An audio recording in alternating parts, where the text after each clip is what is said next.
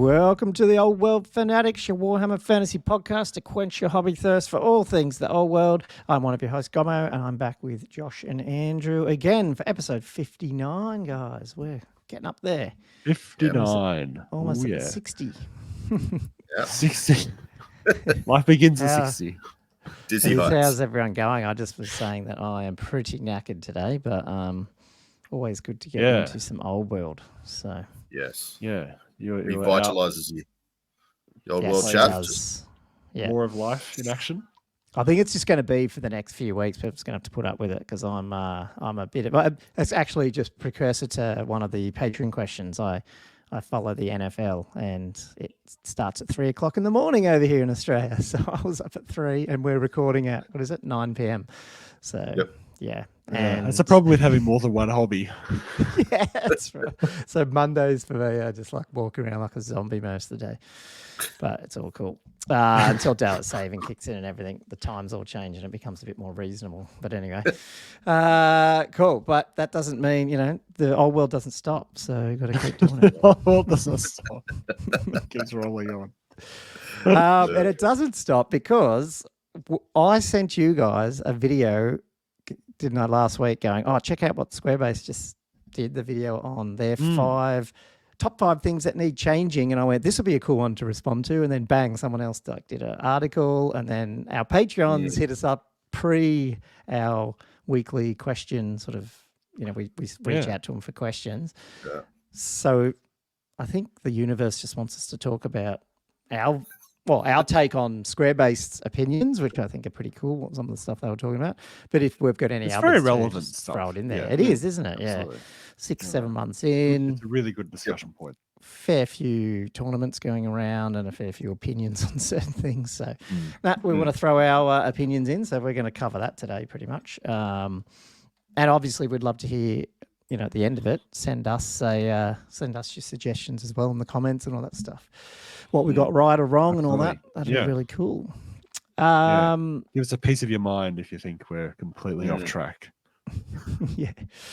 We've also got some hobby, and Josh has got a very special announcement, hobby type sort of extension. I don't know what you're going to call it, but we'll cover that in hobby. Is that right, Josh? Is that what you're going to do? Yeah. Okay. Yep. We'll keep the listeners, so you're going to have to get past our Patreon stuff to listen to that. Yeah. Awesome. Well, let's just get through the what do you call it? The formalities, is it? Our Patreon shout-outs. They're basically the guys that actually keep us turning up and actually keep we've got this question segment that they just keep throwing heaps of questions. So they're very, very active on the Australian Old World Discord channel. So if you want to be part of that, jump over to patreon.com/oldworldfanatics. Check out the tiers we've got over there. And you get a very special shout out every week, which is what we've got here.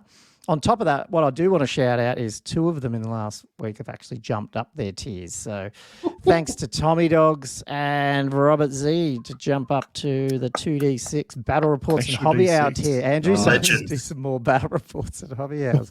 We are trying to get a game out this week, and I got a Hobby Hour out last week. You got a Hobby Hour, didn't you? Yeah, I didn't put that in I will add that into my hobby when we chat. Okay. Yeah, so that's... Sure. Yeah. So because did you have some of the Patreons up on the hobby hour as well? Oh, that's all I had. Yeah, just had 2 patrons. Oh, right. Nice. Yeah, with me. Cool. Yeah, it was good. Really good. I better actually add that in there before I forget. Just so I will give them a shout out when we get to that. Didn't spell it right. Sorry, I'm just on a different screen here. But anyway, with the patrons, you do get a shout out. So big thanks to those 2 who gave us a bump in their tiers. But otherwise, a big thanks to Benoit, Edward Fawcett, Cameron White, James McKellen, Liam Fallon, Tommy Kublin, Joseph Justice, Jay McBride, Flatworld's Edge, Sexy, Jelly, Herald of the Old World, Keel Hurd, David Lancaster, Tommy Dogs, who updated, Matthew Klein, Thumper, Matt Morris, Thomas Vavasow, Griff, Jess Tors, Wood Duck, Josh Griffiths, Nanadawam, Daniel Broadstock, Jonathan Wengler, Chris Turnbull, Gilthos, Draconos, Diesel, Cameron Atkinson, Danny Gamer, William Payne, Robert Z, who also upgraded his membership, Seymour Johnson. Seymour Johnson, love it. Love it. The very gratuitous image of a pack of sausages there. Yeah. Love it. I love how Josh can Love see the image. I'm looking at a different pitch. I've got a different list. You're looking at it from the actual web page, are you? I just go on the webpage and then I Yeah, pull yeah. up the thumbnail and then open the thumbnail Yeah, and I can see the yeah. image. I don't know. That's awesome. Thanks, Seymour Johnson, Andrew Harris, Bobby Gurk, Love it. Gubwit, Sean Ritchie, Todd Lloyd, and Chapstick. Like I just said, guys, if you want to jump over there, you get access to our Discord and some of the other cool benefits like jumping on our hobby hours. So really appreciate those guys. But also, if you're listening on YouTube, like, subscribe, all that sort of business. We do actually, that actually helps just as much. So big thank you. They actually send us questions too, and we always kick the show off with that. So let's get into some Patreon questions before we hit the questions main up first. topic. Yeah, nice. Nice. Well, we can say about half of them were related to that the article we're going to cover, so that's cool. There probably won't be. There's probably not as many this week because they were all asking our viewpoint for that.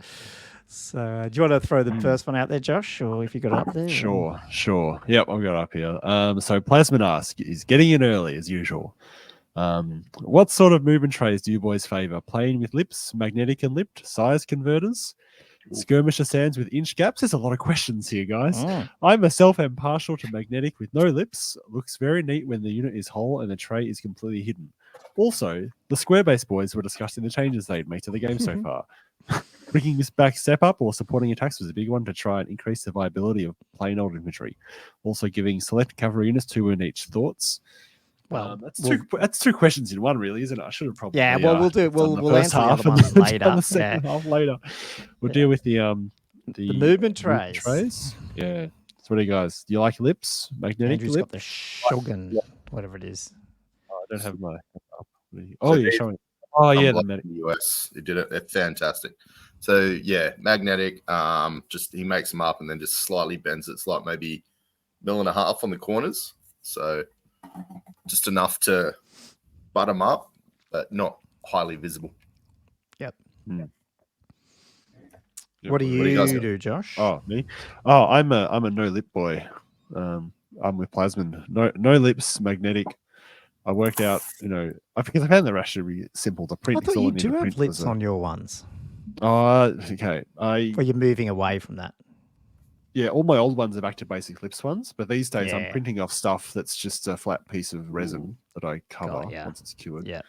And I just put some flexible steel like sheet on top from back to basics. The only thing with the lipless ones is that because I've got magnets in the bottom as well, so because I store them, on a sheet, in a box and that kind of thing. Yeah. I need to make sure it's either the trays just a bit wider than the bases, and at least it needs to be thick enough so that I can just get my fingertips underneath to pick it up. Otherwise, just picking up bases and it's just like, oh, this is a bit annoying. You can't quite get it off. Aside from that, minor inconvenience. I really like it. Because the other thing is, like, once you've done all your scenery, the thing with lips I find is really annoying is that if your bases don't quite fit in together, you don't have any flexibility. You know what I mean? Like, as in, just if you've got a couple of mils of little bit of like flock and stuff on the edge of the base, so you're causing some extra gaps between the bases. Suddenly, the whole unit doesn't rank within the exact 50 mil wide, limit that you've got with the lips. Gotcha. So that was the other thing that drew me towards it. Finally, it's the fact that the lips, I was decorating them, with the basing material for different armies, and I felt like I then had those trays dedicated to that army. So suddenly I was building sets of movement trays for all the different armies, and I couldn't interchange them. It was really annoying. So lipless means I can just swap, and it doesn't matter. And it's easier to store because they just sit flat on each other. Everything you've said, guys, absolutely makes sense, and that's hence why I don't agree with that. And I love lips, and I like themed ones per army, and I have a collection of them. And it's and I don't know what it is. I just like, and I actually, to be honest, I almost just like the back to basics. They make them. They got the mag sheet on them, and like the dwarf ones, for example, I'm spraying them all black, but my my Tomb Kings are sand all the way around, and I'm just playing around with different versions. But I actually like having some of that scenery on the base. But yes, you're 100% right. You do end up going, well, I need a 6x1 for this and another 2x6, but it's got to be designed for my Tomb King one, and I can't use that in my Orc one. It's totally not economical at all. No. But I do No. like the look of them, and I do like the idea. I find it a lot easier to pick them up than when It you're is. touching right on the figures, and then if the magnet's not that strong, you've accidentally knocked the guy off, and so I don't know. I've just liked having them a bit chunkier. I don't know what it is, but yeah, if you want to try to print them off with lips, I have found a little program in Thingiverse that actually generates an STL of a particular movement tray size with lips of the thickness that you want, and then you can just print them off like that, which will save a bit of money. I've never printed any yet, and I don't even know if I know, but could get to that point. But that's a way of doing it with lips as well. Yeah. Okay. I can show you that if you like.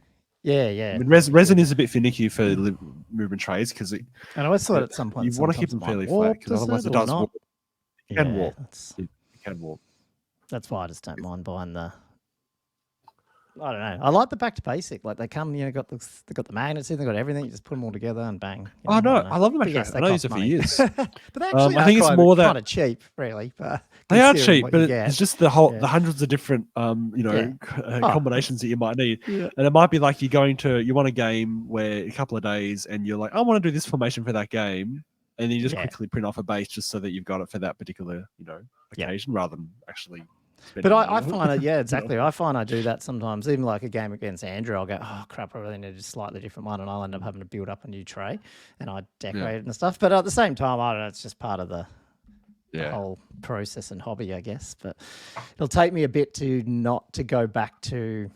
I probably would try fully lipless, if that's the right word, at some point, but it'd be for a particular army, and then try that, see what it looks like. I reckon, Andrew, I think yours are probably the best of both worlds because you got because you could still grab them, and it's still uniform without any army, and know, you could spray them black or something, hey, if you wanted. Yeah, black would be better. The silver's a bit, when you start taking models off it, it doesn't look the tightest. Yeah, but then I was just enjoying the conversation of you two. You're just talking about lips, no lips, just you guys are getting right into it. I was just like, listen to these two.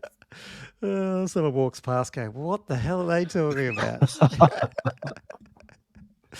Anyway, hopefully that answers your question, Plasman. The dentist also we'll deal with the second half later. We'll deal. And so the dentist also asked about the square-based thing. I'm just seeing if he's got other questions on that. Yeah, Squarebase in the recent video rambled their way to some salient points about buffing infantry. My question is, do you think GW would do an errata or a Rules 1.1 similar to when Voltan launched? I don't know what Voltan is. Or will GW ignore it and any balancing will end up in tournament packs or Swiss comp style stuff? Short version, do you think GW will continue to treat the old world like the red-headed stepchild? So that obviously that is an actual question because that's not answered in our main topic. Was that 10th edition 40k? Yeah, vote basically. I don't know if the vote what is part this? was, I don't know but that might have been 9th. I can't remember, but game. I mean, 10th edition virtually has had a 10.5 pat. Like they've made so many changes already. That you basically end up having to. Wow. Like. I don't know. It's a bit like I don't know. People like it, but I'd still be like, oh, you can't actually play out of the book without. Half the rules in the book are wrong. It feels like, and you'd have to fully make sure you know. It's literally pages long of stuff you'd print out and stick in your book. And they've fundamentally changed certain things. So I guess people are calling it 10.5. Wow. This is 40k we're talking about at the moment. Yeah, so I guess what Cam's asking is, do you think they would do that with the old world, or just try, limp through to the next edition? I'd say limp. Yeah. I'd be my vote would be going limp. I just don't think they're going to get. Limp. No, I think. Look, I probably don't agree with the premise that it's one or the other in terms of just. Like treating him like the redhead stepchild. I just think that's just what they would do with that game system. They would let it run. It's a specialist game, do some erratas. But they're probably not going to overbearing. They're not going to patch it to the point that it's massively different, I don't think, until they bring out a version 2. That would be my gut feel. Yeah. Unless They they could do do- this tournament type thing where they say, like rule of 3 and things like that, which are Yeah. more like army composition. I mean, I guess I could see that maybe happening like 18 months after the initial launch, like halfway between editions, maybe they might do a slightly more significant errata, I guess. I guess that's one way they could approach it. Or yeah, as part of a general's handbook or tournament comp type I think thing. if they do a tournament thing, I reckon they might, but I still wouldn't think it'd push it as far as like, we're going to, I don't know, what's a major change? I don't want to like spoil the headline topic, but like, I don't know, pick some major change that. Take away fighting rank and make it supporting attacks. There we go. Yeah, that That's one. a good one. I just don't think they would make that much change given that how much you'd have to errata the rule book. Yeah. Yeah. Because it affects so many other parts of the rule book. If you were to but if you change said something an like intrinsic rule of important 3 part or, of the geez, even if you rule patch of 3, not like 40% characters, and these other armies only have That's X easy number, to patch. That's easy to patch, but yeah. So maybe they would do that. I don't know. Yeah, or dragon saves, although they're not going to because they're happy with how That's- dragons are. Yeah. Oh, They love Danny. Anyway, hopefully that answered that one. But we'll obviously talk about the square base one coming up. Yep. Tommy Dog says, do you Tommy guys Dogs. have any hobbies except the hobby, TM? Sometimes it feels like the only way you can do Warhammer is to dedicate most of your recreational time to it, and God forbid you have a family or social commitments. That's a good question, eh? I reckon I can pick Man. one of Andrew's hobbies because he's talked about it on the podcast. Yep. He's holding it up. Well, lures. I'm playing with them right now. Yeah. Putting lures together. He's a fisherman. Looks like a fisherman. Nice. Yeah. Don't I catch fish, but I try. You try. What How do you often guys- are you out What's more on the ocean expensive? and Sorry. thinking, I could be painting minis right now? Yeah. What do you not think like that? Nah, not really. It's more of like, why the hell did I get up at 4 o'clock in the morning when I'm bobbing around out here not catching anything? It's usually what I'm thinking. Because obviously the early bird gets the worm in fishing, or the late worm. But I tend to be the early bird. But yeah, I don't get the worm, so it's just anyway. What did it? Yeah. What's more expensive though, fishing or Warhammer? That's a good question too. Oh, I feel like there's Yeah. a high ceiling with fishing. yeah, they're a very Depends how- similar beast. It depends Depends on how big your wanna boat commit is, to I it, guess. isn't it? As to how Yeah. expensive it gets. So, yeah, exactly. Yeah, similar. It's a similar beast. Yeah, fair enough. Yeah, Josh, what do you do outside? I feel like I've got many hobbies, but they're all under a similar umbrella. I 3D print, I airbrush, I paint. Like it's all right. Warhammer, man. I think I was doing archery while I was living in Newcastle, actually, with you guys. I did actually pick up archery, and I was doing that for a couple of years. And to be honest, I'd probably still be doing it if Warhammer didn't monopolize all my recreational time. Yeah. You went like kayaking or paddling the other day though. That's not really a hobby. It was just like was that sort of like just a weekend and you just did it, or is that something you do occasionally? Well, we own the kayak and we do that, but only maybe four times a year or something we'll do it. Like it's just a nice recreational thing to do. I wouldn't call it a. Yeah, you're not doing it how like does it almost fit a every hobby? week. I don't know. A hobby Yeah, feels no. like it's something that you either do No. fairly frequently, or maybe you have stints back and forth. And that's- I don't know, maybe. And that's more of an activity I do with my partner and our dogs. So like, Yeah. I load the dogs in as well. Little cabbies. Tomato. So yeah, I don't know. That feels too social and interactive and inclusive to be classed as a hobby. Whereas a hobby, I don't know, isn't it supposed to just be something you're like, you're just going off into your little shed and doing it all by yourself, kind of thing. Maybe, yeah, maybe. Sport's a bit weird because Maybe sometimes not. that's like you do tend to potentially do sports with other people, and that's technically a hobby, I would imagine. Is sport a hobby?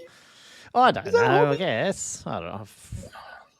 I don't know. Yeah, Don't I know what don't the know. definition of the hobby TM is. It's all a bit grey. Like they're all sort of interweaved, I'd say. Mm, Yeah. mm, How about you, yeah. Gomo? Yeah. Well, I mean, you can see the guitars, so I do try to play it. I will admit that since playing Old World, I have not played the guitar as much as I would probably like. And so I describe my music stuff as it definitely comes in waves. Like I might spend 2 years and I'll just like be playing it all the time, and then I won't touch it.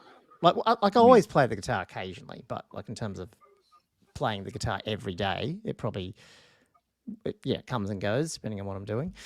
I would like to get out and like do some open mic stuff and get back to playing in front of people at some point. But it's just time. Like this hobby sucks all the time. Yeah, basically. Yeah. What would your what band was name it? be? Oh, I don't know, man. That would be not even. I have no idea. I just play some acoustic stuff. I don't know. Acoustic? No idea. My one that the band I was in my 20s was called Blue Stain Circus, which was a bit of a ska blues rock weird thing. So, but that was a long time ago. Is your stage name 20-something years Gomo ago. as well? No, actually, I don't think so. Yeah, that was just No? my Okay. email address at the time, I think. But I do run. Like I run religiously, like all the time. But yeah, so I don't know if that's a hobby, but I guess it is, isn't it? Is it? Is it an activity? I Interest? don't know. I'm dubious about it being a hobby. Yeah, you fair get a enough. history If, Josh can judge Do it. you time yourself? Do you time yourself and try to beat your PBs and stuff? If you do, then maybe that's a hobby. Oh, I was until what's we call it? COVID. I then stopped as such. Like Yeah. the races I would do, and I'm not like fast, but you were trying to beat your best times and stuff. But now I'm just happy to get out and do a run. Luckily, I'm doing a 15K soon and stuff, and just to get back to that stuff. But yeah, Why don't we call on the community on this? Why doesn't the community is sport a hobby? comment? Yeah, come on. Yeah. Are these things such as going out on the kayak or going for a run? Is it a hobby or is it an activity? Yeah. Mm. Well, I guess we'll So find out. comments. I feel like Yeah. one of the prerequisites for being a hobby is being able to spend an obscene amount of money on useless paraphernalia that's involved in the said Fair activity. Yeah, that's true. Definitely true. Hence why, like, that's the guitars, man. You just, should I play more or just buy another guitar? Yeah. Yeah. Anyway, I blame my wife because when we moved into this house, she went, actually, they would look good hanging on the walls. I went, oh, well, I'll need another one because I didn't have enough to fill the wall out. So, so I'm buying another guitar. Don't you have another one on the floor as well over there? Like, yeah. you've got more than I have 5. Couldn't be an odd number on the wall. so you That'd got be 5.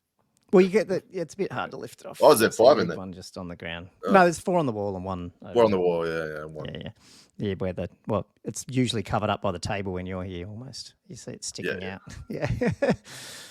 Anyway, cool. Well, that's. Hang on. We do have. So I don't know. Do you want to describe jellies? This is more of Now, an jellies is actually observation. and more relevant to the old world. Like this is actually let's get like we've had a lot of fluff we've been doing for the last 20 minutes. Let's actually get into some old world chat, shall we? So Jelly, who's the very generous Patreon who was on last week, helping us generate content, which is great. So he put in an observation to the Patreon as well, just to circle back on a question last week about other armies having any effective poison blocks. I ran across this monstrosity yesterday in my final game. The comp for this tournament had us at 7 wide, so he had dropped his normal unit size from 70 plus down to 64 ungores. There's a war gore BSB in there that gives poison to the block, and there's 2 casters with Vile Tide, and the whole thing ambushes, and it rerolls with the Harpoon. So this is it poisons this block of a level 4 Great British Shaman, level 2 British Shaman, a War Gore BSB with Vitriolic Totem, and 64 Ungore with short bows in open order. So, yeah, I mean ambushing. the ambush is so good for that, isn't it? Because the short bows would struggle sometimes to It get normally up into would, range. yeah. Without the ambush, it's not Yeah. going to really get in the right And spot what did he easily say? It because took you his avoid it. Necrosphinx and Scorpions off. The turn. Oh, sorry, I didn't even get to the end of it. Yeah. You wiped... yeah, the turn had appeared. Oh. Yeah, because I guess you poison that, and then you've got the hag tree, the fetish. Sorry, to not the hag tree fetish, but the Voltide to take out those Scorpions. Oh, and the Necrosphinx. So yeah, wow. Yeah. I mean, that's off those 64 shots. That's 12. You got to get 12 sixes on average. Yeah.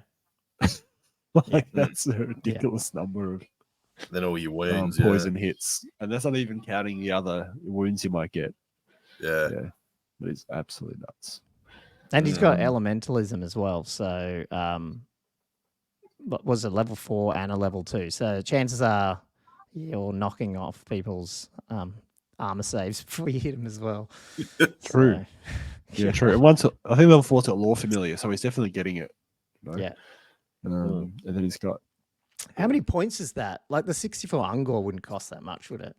Maybe 200. I think that was. Oh, I think it was a bit more. 400. Yeah, I think it was 401. Oh, for the Ungor unit, 64. Yeah, for the whole Ungor unit. Fairly hefty, because they've got ambush and stuff as well. I guess they get up there, do they? Yeah, okay. Yeah. Wow. Like it's a pretty expensive unit. It's just, isn't it? It's just the result of this is a meta army unit, isn't it? It only exists because of the dominance of the massive. Well, it only exists because they ruled that you can shoot everyone at a large target. Now, I know you could do that in 6, but it just feels like this was not a problem. And now it wasn't because they weren't, those monsters. No one was really taking them as like that. People would take them, but they were cool and unusual. But it wasn't as much. So there was no need to take these units because, you didn't have to worry about it too much. It's just the effect of the meter. Yeah. Yeah, well, that's because I would agree that it's like it feels like the Tomb King one is good because yes, you're going for poison, but you're also hitting on 5, so you get a couple more through as well. So and plus then you can heal them and all that. And so some of the other ones, like you see the Night Goblin block and potentially run 30. Yeah, but it's like you sort of think, you still. What's that? You'll get 5 poison, and then when you take into account the short range and then saves, you're probably not doing that much really. I agree. And the Tomb King block's hard to take out as well because obviously you're unstable, you're not fleeing. Yeah. I feel like the Ungor block, is ridiculous as it is. Yeah, if it doesn't have a target to shoot at, or it doesn't get, if you just misdeploy it slightly, it's a huge amount of points you wasted. Yeah. And you'd have no trouble probably trying to get something to combat with it and go, well, you're not shooting anymore. Then I've tied up all your magic users and we can sit here and fight and hopefully kill me, but you probably won't. Oh, anyway, cool. I'm not sure it's that strong, but it's a weird thing to be in the game. And I feel like it's not going to provide for interesting, like, I don't know, it detracts from the interest of the games in some ways when you got something like that's so hit and miss almost, like against the right army is just going to take things off if it's played in the right way, and then other armies is just going to be completely useless. Anyway, well, big thanks for the patrons again for giving us the shout outs there. Let's move on to some quick news, which there wasn't like a heap, but it's worth just bringing up that we're getting pre-orders for, is this Wave 2? I don't even know. Of What's it Chaos. Did they say Wave 2? Oh, yeah, second wave. There we go, right there. And I haven't brought it up on the screen, so no one can see it. So basically they split this battalion box a little bit. You got the Knights back and the Chariots separate. Now you can get the Marauders for your sea, because these weren't out, so you couldn't even run the Sea Wolves if you didn't have figures. But now you've got the Marauder pack and the Wolves and or whatever they're called, and the Marauder Horsemen, which I think look pretty cool considering I don't mind them, although the Dark Oath ones look so good. But yeah, it's good to see they're out. So at least most of the plastics. Well, I don't know most of the plastics, but you've got a fair bit out now coming out, which is cool for Chaos. 621 Chaos transfers in that Marauder box. Ooh. 621. Wow. Yeah, they're pretty generous on the old Wow. transfers. Yeah, Wow. they are, aren't they? All of them are really good. That's hectic. Yeah. Mm. Unless you try to buy them by themselves when they used to be, and then they'd be expensive. But they seem like they're in the old Yeah. world, they're throwing them out, yeah. Which is pretty cool. Ah, well, that's some plastic stuff coming Oh, out. so I all the don't know. boxes come with those transfers, do they? So the Knights and Well, it said- Chariots and the Marauders. Oh, yeah, you're right, actually. Yeah, geez. Okay, Yeah. wow. That's a lot. That's pretty, I mean, that you've got to admit, for Games Workshop prices, the old world's Mm. sort of good value, if you know what I mean. Like at least these plastics where they've doubled everything and given you a heap. I mean, yeah, these old So, I mean, plastics like, they're re-releasing. whether or not yeah, you're going to sure. use that many, like, are you going to use, whatever, 32 Black Orcs, whatever, that type of thing. But it is nice that they've sort of aren't totally trying to rip us Yeah, I mean, I off, guess you although, can always Yeah. sell on the comparatively. stuff that you're not going to use. I guess. Yeah. Um, Yeah, no, it is sort of annoying. Like, I suppose, yeah, like you'd always classic old school dwarves. You're always, you get the unit at 20, so you'd have to buy 2 boxes. Or Yeah, else- yeah. Yeah. It pretty much was always like that, wasn't it? You had to buy, especially when 8th came around, you were buying 4 boxes to get a unit of 40, Yeah. Now it feels like you buy 1 box and you've got a unit in old world. Yeah, a unit and a half because all the units seem to Yeah. be smaller as well. Yeah. So like, I can't complain with that. That's pretty good. I mean, that's if it's the plastic. If you come to if you're not printing and you got to actually use their metals or their fine cast equivalents, yeah, you're probably still paying out the wazoo for it. But anyway. Well, yeah, but weirdly, some of those medals, like the Chaos Trolls, wasn't it, and the Ogres, the Chaos Ogres, like those ones were bizarrely quite relative, well priced. They were like, Yeah. what were they, like 60 Aussie or 70 Aussie dollars, something for the pack? some of them which I were. was like, Yeah, what some the hell? weren't too bad. Yeah. Like compared to the Chosen Warriors, which are like double that price for 3 guys. So I was like, whoa, yeah, Yeah. that was Chaos Alright, is a who weird does one, the hey, cost? because there will be people Yeah. who go for all out with the Chaos ones, but there'll be a bunch of people who are buying the AOS up as well, which then a bit pricey again. But you don't need it's not an army that you need heaps and heaps of. But I mean, I'd love to see the price of a full Marauder army with all the Dark Oath war cry ones in there, because they'd probably be, you'd need to buy multiple Bit boxes, I pricey. would imagine. Yeah. Yeah, So- definitely. Well, let's get into some hobby, and then we can get into our main topic. Yep. Oh, can I just quickly say with the tournaments before we go into hobby? Oh, because yeah. there's Brutal Deluxe this weekend, which I don't think we've really Oh, mentioned yet, have we? And I was going to give him a shout out about that. Is that this weekend? Is it? Ah, damn. Yeah. Is that Daniel? Yeah. Okay. Damn. I got my weeks mixed up because it'd be cool to have gone through some of the lists, but well. Maybe. we could do a Oh, review that's or something right. next Yes. week. Yeah. Ah, We're looking right. at those lists too. Yeah. Oh, I haven't heard. Okay, I didn't realize you guys. Yeah. Is that Daniel doubles one? reached out to me and said, would I get up to Brisbane and head up there one day? And I was like, I was Oh. happy to do this. Yeah. So it'd be good to try to get up there at some point. Yeah. Yeah, because it's a doubles tournament, isn't it? Isn't it 1250 points per side? Oh, yeah. Yeah. Don't know. I can't remember. There was also a fairly large GT, the Michigan GT, with 40 or 30 something people. Tomb King list won that. I was going to bring that up at some point, but I just thought today might be busy, but might be good to next couple of weeks review some of these larger tournaments and the winning lists that came out. Because this one was interesting because it was a Tomb King list, but still pretty different, which is kind of cool. Like it had a lot of stuff you don't see, like snakes and all that stuff. So it is interesting that, Oh, that won the meta, but GT? there's also an evolving metal. Yeah. So Interesting. it wasn't just it wasn't the jelly, Tomb King list. It was just a. Wasn't another poison block and I don't know, not Yeah, really. and the It had a lot dragon. of 10 Nice. units of 10 skeletons, and yeah. So interesting. Yeah, sweet. I haven't looked at the comp though, so I don't know. Yeah, maybe maybe there was some things there that enabled it. yeah, but fair enough. Yeah, the comp Yeah. can make a difference. yeah. Yeah. Sorry, Anyway. any other tournament stuff you want to give a shout out? No, well, Moab, Um, we just had to submit our lists. That was meant to be on Friday. Cool. And that's Oh, looking yeah. pretty full. So yeah, we're definitely in the mid 30s there. Nice, mid It was 30s. inching towards 40s, but I don't know. Is that up on a new recruit? Are we running that on new recruit? Yeah. Yeah, So, cool.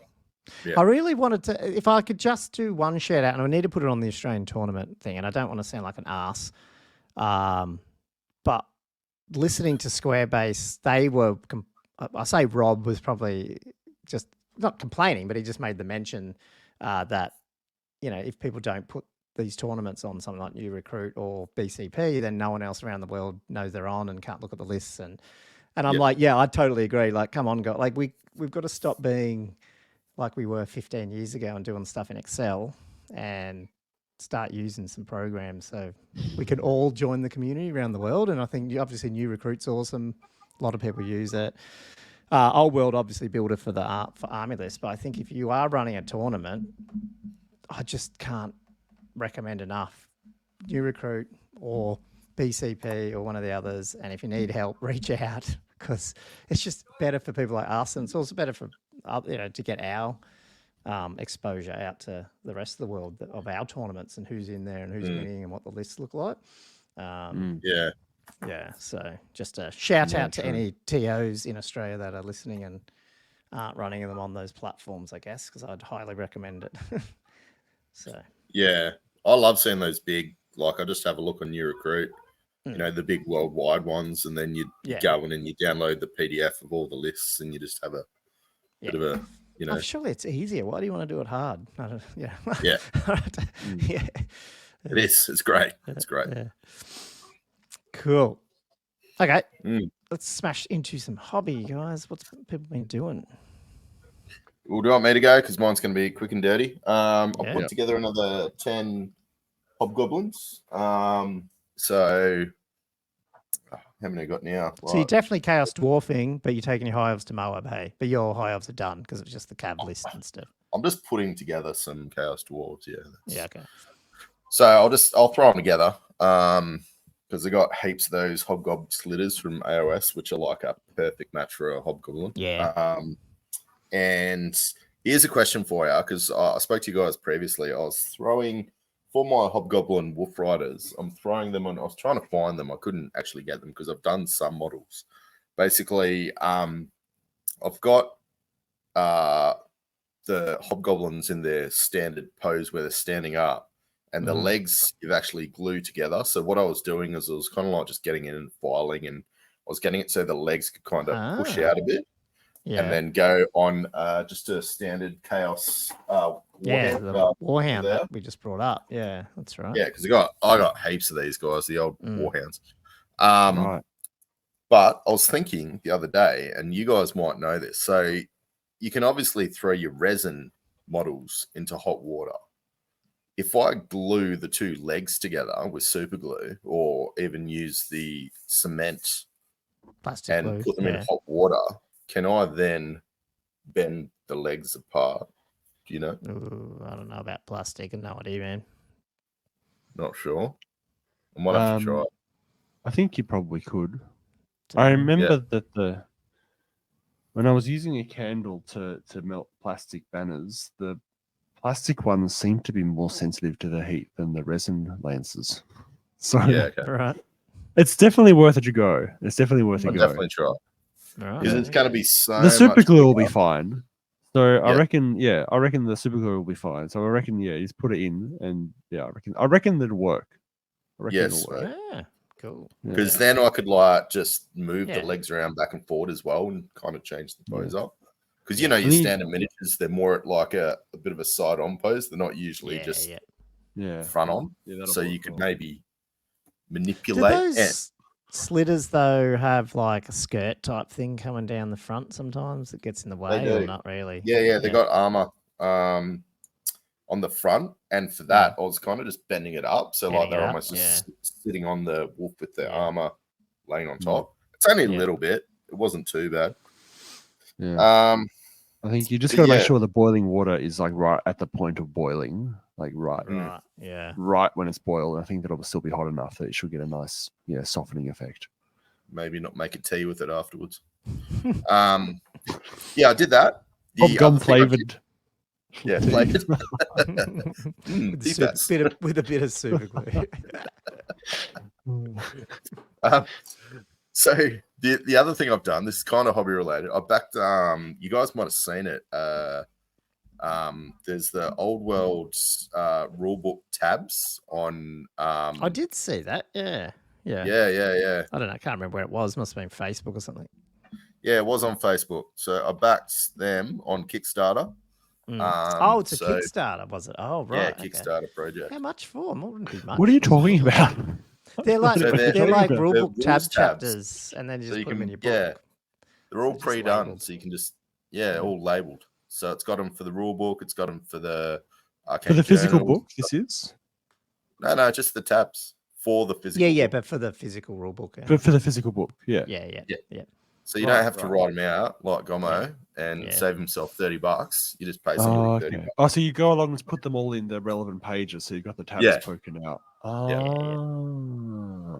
So Yeah, I think saw they're them doing because it looks so Yeah, I big like that. compared to mine's Cool. like all hanging out everywhere. But yeah, that one looked Yeah. neat. I did see. I didn't realize that. Oh, probably is it still open?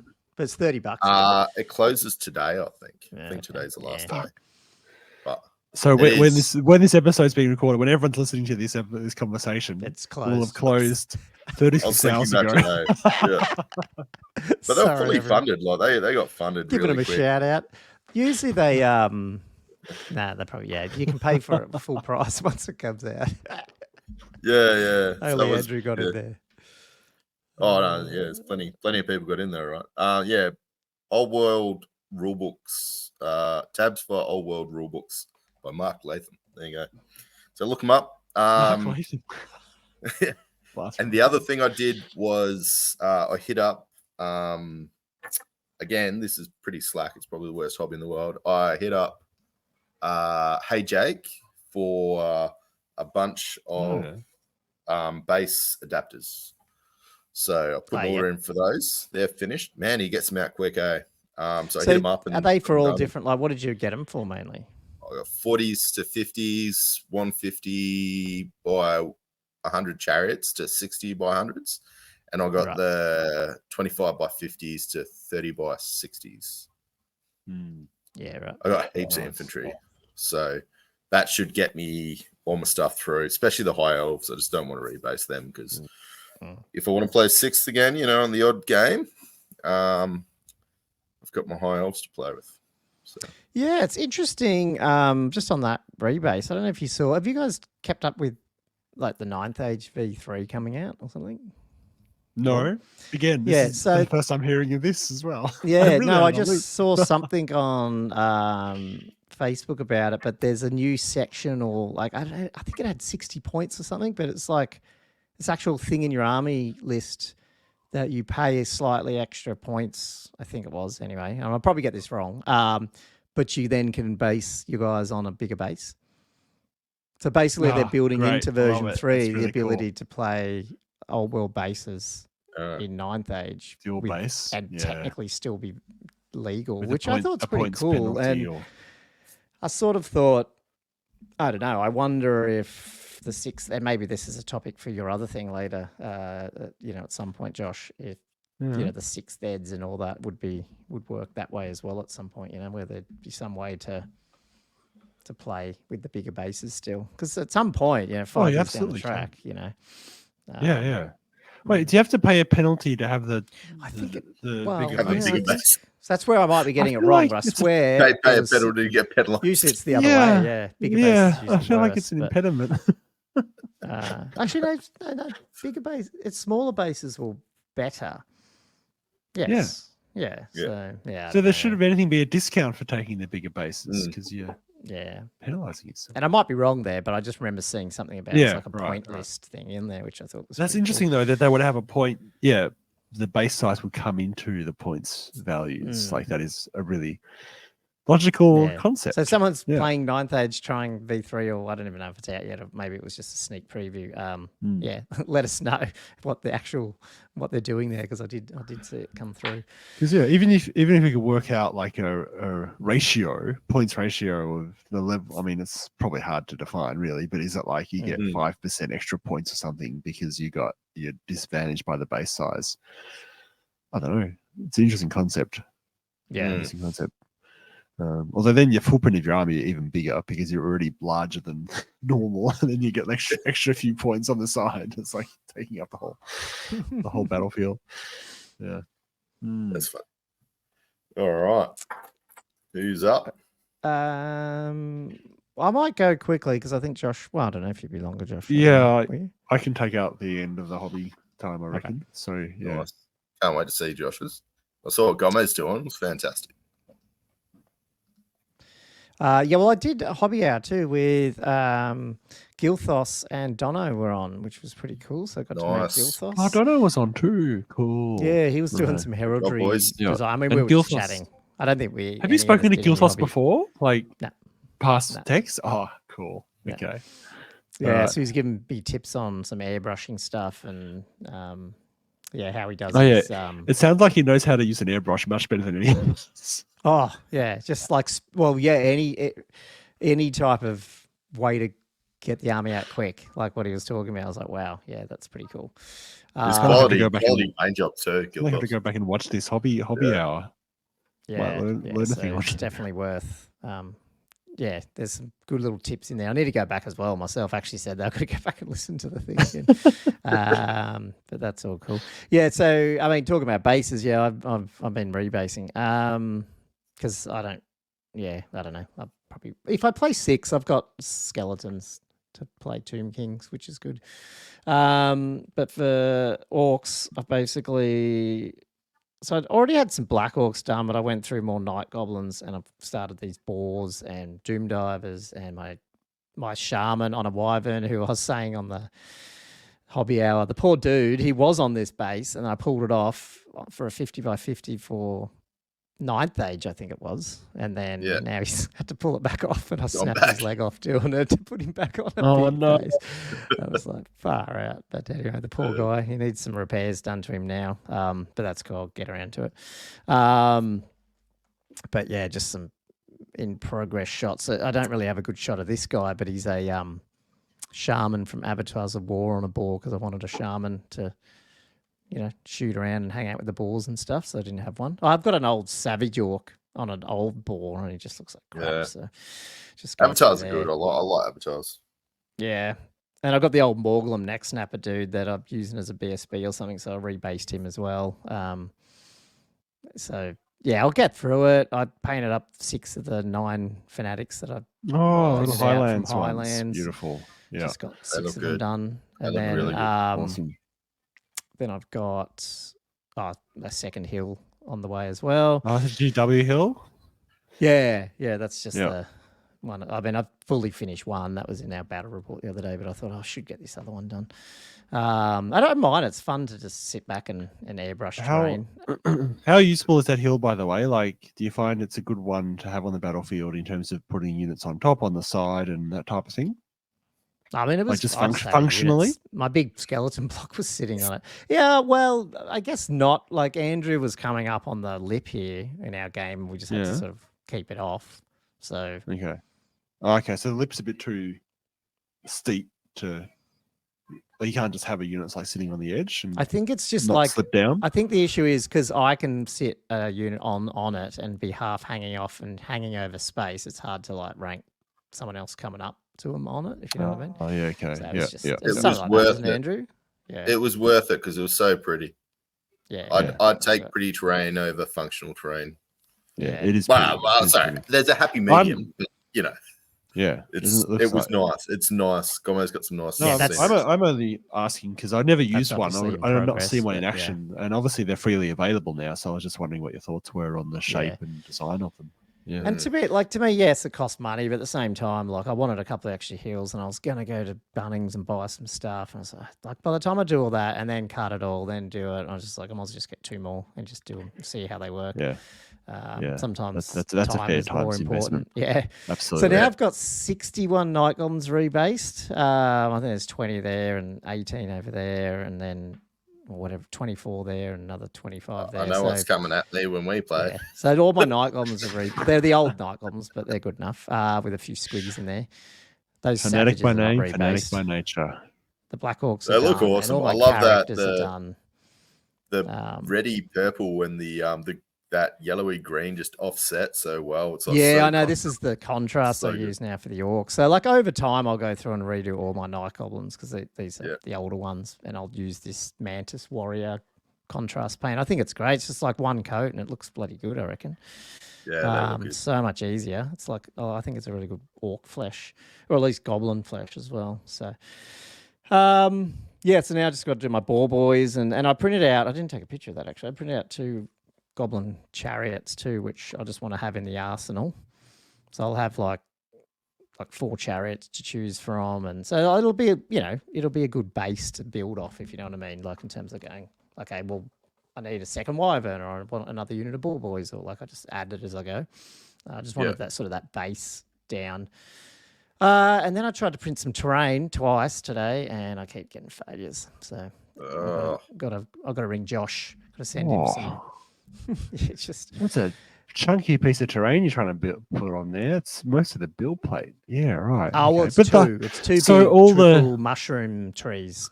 Oh, Yeah, wow. and that basically Just come the off mushroom all the part supports. has come off, even though I've hollowed it and All the holed it, but I supports are probably just printed. didn't put enough. Yeah. You've hollowed it? Yeah. Did you hollow it? Okay. Yeah. And then Wait, there's no suction effect going on in the hollowing, is there? Like, well, I probably just haven't done enough. That's what I'm thinking. But yeah, in terms of holes. Yeah, probably.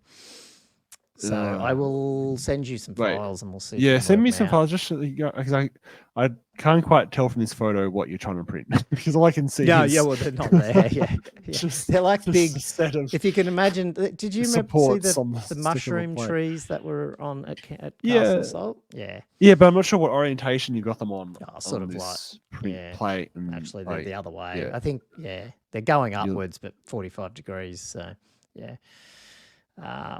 And I did buy another airbrush. Hey. Ooh, so that looks beautiful. So pretty. Because I bought like a cheaper one, which is fine, like a Neo, which is pretty good, but it's a 0.35. It's great for terrain and stuff. And I don't know if you saw on YouTube, Stu from Miniature Realms commented on that video, just saying, good. Like there's some good cheap ones out there as well, and then put me onto his reviews of ones he's done before, and these were originally Kickstarted, I think, or something. But this is as cheap as the one I bought, but it's like, man, it feels like a quality piece of. It's like dual action. It's got an extra like pressure controller for the air. Nice. And yeah, it got really good reviews, and you can get it in a 0.2 or a 0.3 and something else. How much was it? $110 or something. Is that all? Yeah, it's like heaps cheap. Yeah, wow. But it gets really good reviews. So he uses it for all his stuff. And I'm like, oh, well, that's cheaper than because I was just going to go up, like not now, but I was going to go up to the sort of the better, a wider one that I was going to look at. But I just went, no, I'll try this one as well because it's a few because I'm going to paint. So the other thing that he did, like Stu's got a really good video on airbrushing, like speed painting the chaos armies like marauders and stuff with some of the techniques he does and stuff like that. And so I was like, oh, I'm just going to try to do that. You know how I said I'd either do that or like Beastman, like just like using the airbrush and try paint a whole army with basically airbrush with, some little contrast, but not have, not get too caught into, painting every bloody buckle and that sort of thing. Yeah. So I just want to give that a go. And so I thought, I might need like a slightly more accurate one, but just wanted to try this one out anyway because it was cheap. So yeah, I'll give that a go at some point, but once I get the orcs done. But yeah, that's pretty. And yeah, if people are interested in that video, I'll put it on the show notes because it's a really good man. The quality he gets, like that army he did it in like a couple of days. I was just like, wow, like. And with oil wash, like over the top of it and stuff, and how he does it looks so easy. So I'm like, I'm going to give this a go. So Cool. totally different way of painting, which I've never done, so it should be fun. Yeah, Yes. that's cool. But yeah, Cool. that has been my hobby that I remember. I probably did other stuff, but I can't remember. Yep. So over to you, Josh. Right, my hobby. My hobby consisted of preparing for the campaign that was played yesterday. Yeah, yesterday, Sunday. And then doing said campaign. I'll just put up this photo first. So this is like, man, last 5-6 weeks, basically since Castle Assault, I've just been printing stuff. Are they? This is the mercenary, some of the NPCs as well. There's a dragon in there. I There's a love your wyvern. magnets, man. Sorry, it just looks cool that you got these guys sitting on the walls of your box. We're out of space. Had to go Yeah. sideways. Strong magnets. Nothing like strong magnets. Like I put this in the car, and it had not Yeah. shifted. Yeah. It had not shifted, which I was pleased about. I've got some Galloper guns over there. You can see some. This is probably half of the stuff that I was prepping for. Mm. But it was nice to get it finally because I did a whole bunch of priming last week. Because I printed it all off, but I hate it when it's just bare resin. Yeah. You want it to be properly, at least zenithal prime, so it's got a bit of shading. You can appreciate it You as a sort model. of see it better. And it looks 'Cause you can't okay. sometimes, Yeah. especially white resin or clear, you can't see the details. Mm. That's No. Mm. So yeah, I made sure I got them primed and looking okay. What else I got? Oh yeah, so Oh, they came. Yep. these came. Yes. So this Nice. is the what I talked about a few weeks Custom ago ordered. was the custom order, the shoreline little mats. So these are just like 4 and 6 inch foot long by 1 foot wide shoreline mats, and I've got another photo here just of a mat just with the shoreline edge. That's awesome. Ironically, these actually came like the day after the the campaign started, but fortunately no one actually played any ocean or shoreline battles, so that was okay. I have been off a little shipwreck Nice. that to looks go with cool. it Yeah. because that's a piece of terrain that might come in that situation. And then what else? What was my next one? Oh yeah, so now I he's got printed. paint Yeah. on. I finally had time to paint up my tiles, guys. So Mm. this is just on the weekend. This is my 4 test paints. So I've got the Wizard's Tower going on, a plains, a river, and a hill.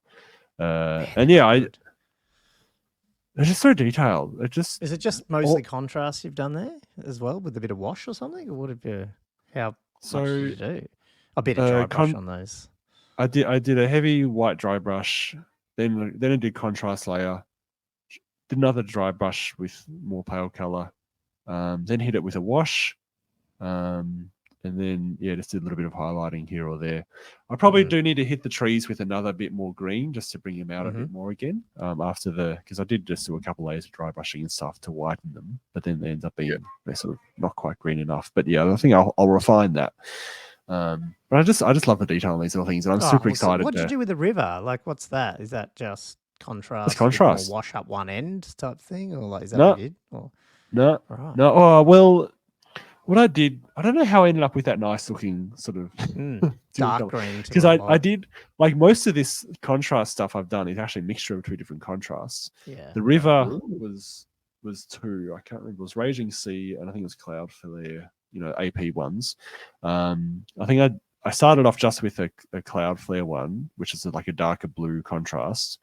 But I didn't quite evenly cover the whole river, and then I went over the top, and that was sort of out of happenstance, really. It was just an uneven coat.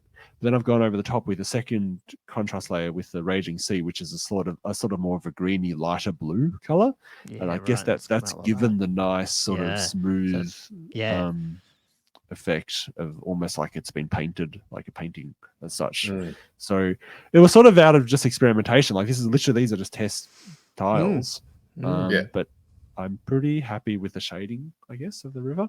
I might stick with that. So I'm hoping to just really start cracking through tiles. Man, I have been aching to paint these tiles for so long.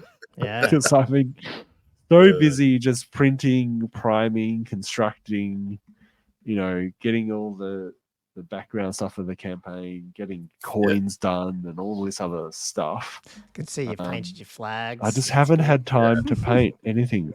Yeah, I definitely had to get the flags done because I was like, this is a really important thing to get done before the campaign, so people can, identify which territories are theirs at the start. So that was like a deadline thing. But I haven't picked up a paintbrush since Castle Assault, basically. Ah, right. Like I feel like I barely have hardly any painting to show off for weeks and weeks. Just printing shit and that's it. So so it's nice to finally get onto that kind of thing. And then the campaign went pretty well. So I had there was 8 of us straight up, which is good. I wasn't sure. I had no idea how many people to expect, by the way. Because like the slow was like, no one said they weren't coming, and a lot of them seemed interested in going. So I was like, I assume they will come. And then I had 2 or 3 other people express interest. So I was like, oh gee, it could be as many as like 11 or 12.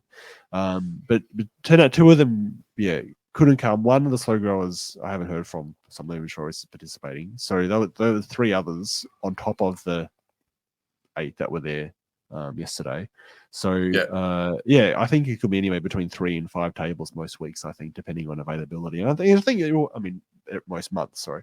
I think it's always going to be a bit of variability depending on who's free to come in or not. I think, it's life gets in the way of Warhammer from time to time. You obviously you took you took the tiles like on that big board and stuff and showed it off? Yes. Yeah. No, I brought the tiles in because the tiles are central to the whole function of everything happening. So the tiles are like really a must brought in tiles because otherwise the whole campaign system doesn't work. So I had them up. Yeah, because I bought a big piece of core flute from Bunnings and a huge piece of magnetic sort of sheet. So I stuck the magnetic sheet on the core flute and had the tiles. To be honest, I'd actually had the tiles already on the magnetic sheet. So I had to pull off the backing of the sheet and try to stick it on the core flute without taking, because I had so many tiles. I didn't want to take them off because then I just couldn't remember where they go again. So I had it on the core flute and then I just had it on my arm and I just the magnet's strong enough I can hold it sort of vertically. And I just bring it into the shop just under my arm. I brought it upstairs and we just were able to use it. And I had the flags painted. So I just put them all out. Everything was Sets of 3 flags, scattered around the whole map. I just had all the guys go, clockwise for picking which set of 3 territories they want to take, and then anti-clockwise to start generating the matchups and that kind of thing. And it worked pretty well. It is, it's a pretty intricate system I've built. So most of them already read it, so they were largely aware of what was going on. But definitely the first time doing it, it does take, they were like, okay, I definitely had to go around helping a little bit, just go, you do this and that. But I reckon, they caught onto it pretty quickly, and with repetition, it's just going to flow really, really nicely. I was actually really pleased with how it all went. Really, it was actually really fun. Whole thing. We ended up with two ambushes. One of them was the Slanesh mortals against the Tomb Kings. The Slanesh mortals ended up getting the Bowman of Bergerac and Bertrand as a mercenary as part of the ambush. He lost horribly because the Tomb Kings just had too much magic, but the Bowman survived, so he keeps them for the next round. One of the other ambushes was Wood Elves ambushing some dwarves, so Will and Ash. And the Wood Elves destroyed the dwarves. I think the anvil blew itself up early on. I know. They had a waystone in the middle, and they had the mysterious forest rule. But both the forests on the table rolled normal forests. It was like, oh, that's a bit boring. And then the one I played was like a flank attack. Against Simon's Zenich mortals. There's quite a lot of chaos going on because I ran the Calva Slanesh, and I was a defending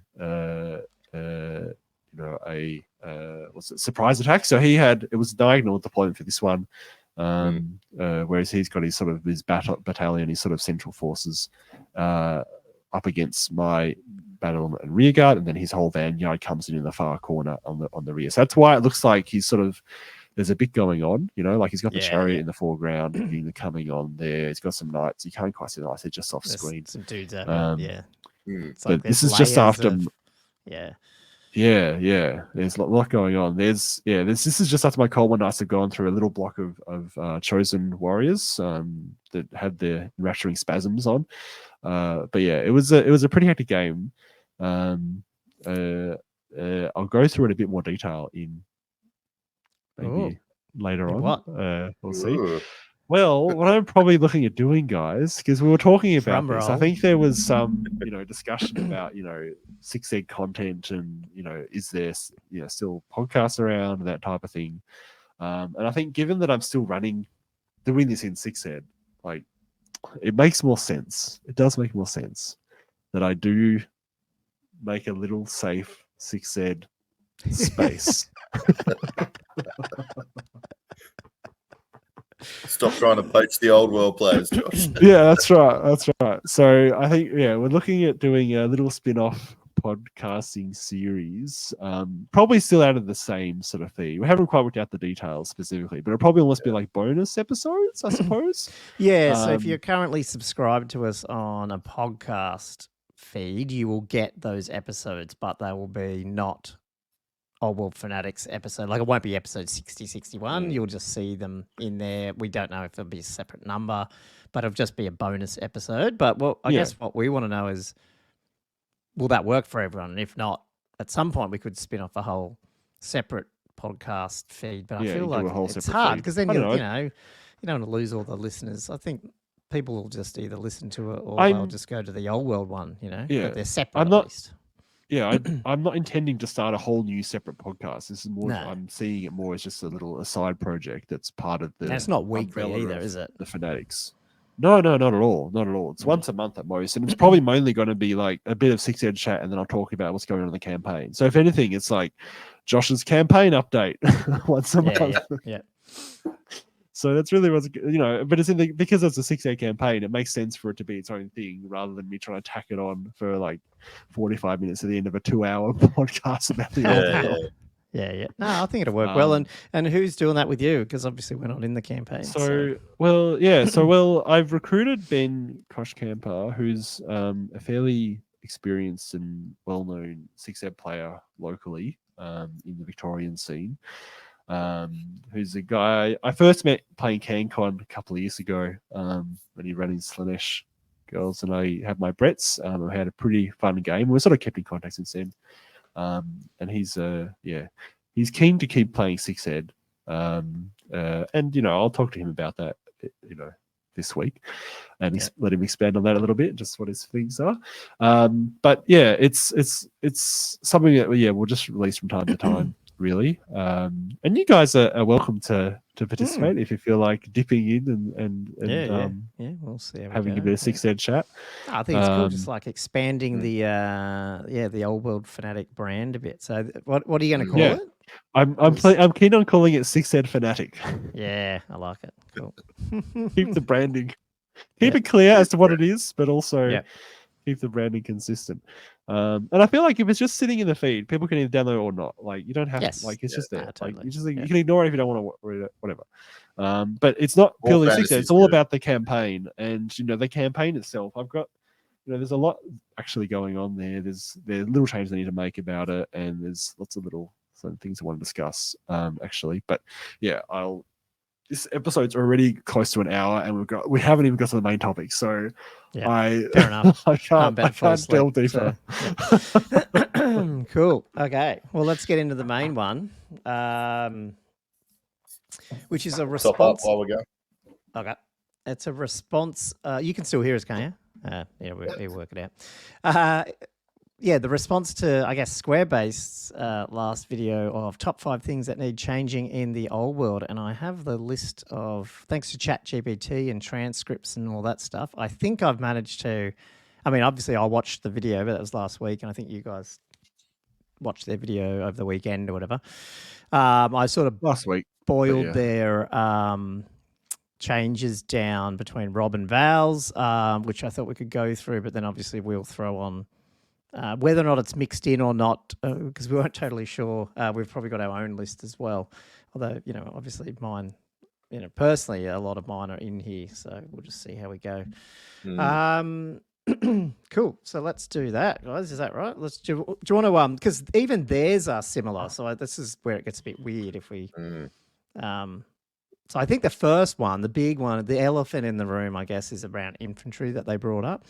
And between both of them, they were discussing the ability to, bring back step up mechanic, basically. And it wasn't just for everyone; it was mainly around infantry. And for those who don't know, step up was the 8th edition introduced thing where, it's providing you had figures in the back ranks. If you killed that front rank, they could still fight back. And on top of that, there was a discussion around fighting in 2 ranks as well, or not, or just step up.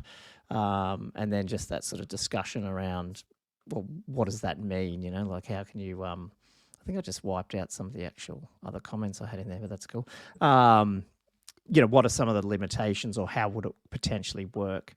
So I guess the reason is 5 things need changing. Infantry probably does, in the sense that you just look at the lists and not many people are taking them. But I also like their point that, especially Val brought this up ages ago, I think, it doesn't look like Warhammer if it gets too far away from blocks of infantry or ranked up infantry when you're, at least with old world, sort of encouraged to go wide. Like we've all talked about the whole hero, what's it called, line hammer. So yeah, that was their sort of main one. And so, yes, I think infantry needs a bit of a buff.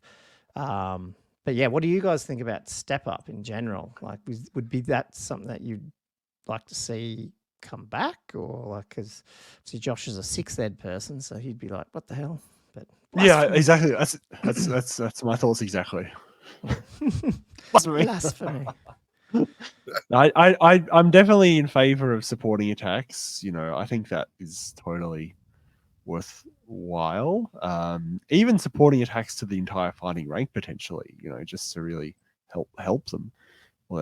But yeah, I don't know. I feel like adding step up, is that potentially going to have other knock-on sort of unintended consequences? I feel like the importance of the initiative going on in the game right now is actually in a really nice spot. The charging does give you a nice bonus. It it means something to be striking first more often than not. And even if it is just infantry, losing step up or adding step up back in does take away a lot of that. I think elves might suffer as well, because they are reliant a little bit on striking first a lot of the time, even when they're not charging. And if they were striking other infantry blocks where they were, having step up, so they have a lot more tasks coming back at them, I think that will hurt them quite a bit as well. I think I admitted when I was listening to it in real time, I remember thinking, I'd rather just see step up and not like the fighting in extra ranks and support. And then, but as the discussion evolved and the listeners, I don't know if you remember this, the listeners were sort of piping in as well with some suggestions. I think I agree, man. I think step up, no, but potentially doing something around supporting attacks.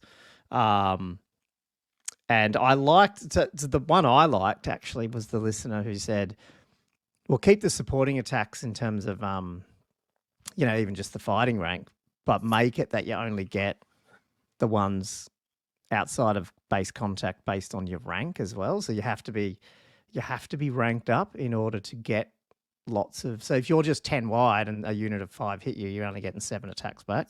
But if you want to have your fighting rank fighting back, then you've got to have ranks behind it, like. One rank behind will give you extra support attack, so that's how you get. So you can still do line hammer in a way. You could go 10 wide or whatever, but you need to be like 30 models. You need to have 2 ranks behind them in order to get it. Something like that, which would be sort of sounds interesting, because then you're forcing that rank. Yeah, it's a little complex, but sort of not at the same time. I don't know. It's almost like you just say, well, I mean, it is more complex in a way, but it's not really when you think about it. Like sounded. Yeah. Yeah. I guess what you mean. It is a nice idea. I like it in that. Yeah. makes it a lot harder to, a lot less rewarding to do line hammer. Yeah, yeah. Yeah. Yeah. The other, and I can't remember if they mentioned this, but the only other thing I thought around with the support attack stuff and sort of that hoardy type rule is it just something that it's not only infantry, but is it just stuff that horde infantry should get anyway? Because then they might be more slightly useful anyway to sort of get that volume of attacks. Because what does horde do now? It's just all combat. It's just all leadership and the extra rank bonus, which doesn't really do a lot. Yeah, an extra rank bonus. Yeah. But maybe there just needs to be some ability for some infantry units to get more attacks back, even if they're shitty ones, you know, which might differentiate them from the heavy infantry and the sort of elite, you know, special and rare infantry that's out there. I think Josh is on point with like he was saying the flow-on effects, because no matter if you had step up or supporting attacks or whatever, the way that you sort of break or don't break with fallback, and then if you had particularly, you know, the big thing now is you got cavalry charging in and whatnot, and then they're going to like counters charging again. How that mechanic's going to work? Like obviously, you would have to be quite careful with it. So that would be definitely something to consider. But I think viability. There's definitely viability either way. It's just how it's going to interact with the current sort of breaking and fallback in good order sort of rule set mechanics. And to be honest, going through their changes here, we're probably covering 2 of their 5, because I think the whole step up for infantry and the max width and support attacks, there was a bit of a mix there as far as I could tell. I couldn't totally work out which ones were their first and second ones. But yeah, we've talked in the past that infantry probably should just get, like, why don't they just bring back the extra combat, you know, like why did they drop from +3 to +2, you know, and stuff like that. Well, why did they drop from Is that +3 to enough, +2? like, or not, or, you know, like, is that... I think the outnumber bonus was also really nice. Just that extra +1 for outnumbering enemy. You can see that does make a difference a lot of the time. Yeah. I think monsters getting close order is also a bizarre, like the close order like combat bonus. It's also like a slightly unnecessary game choice, I feel. So all of these are not in favor of infantry.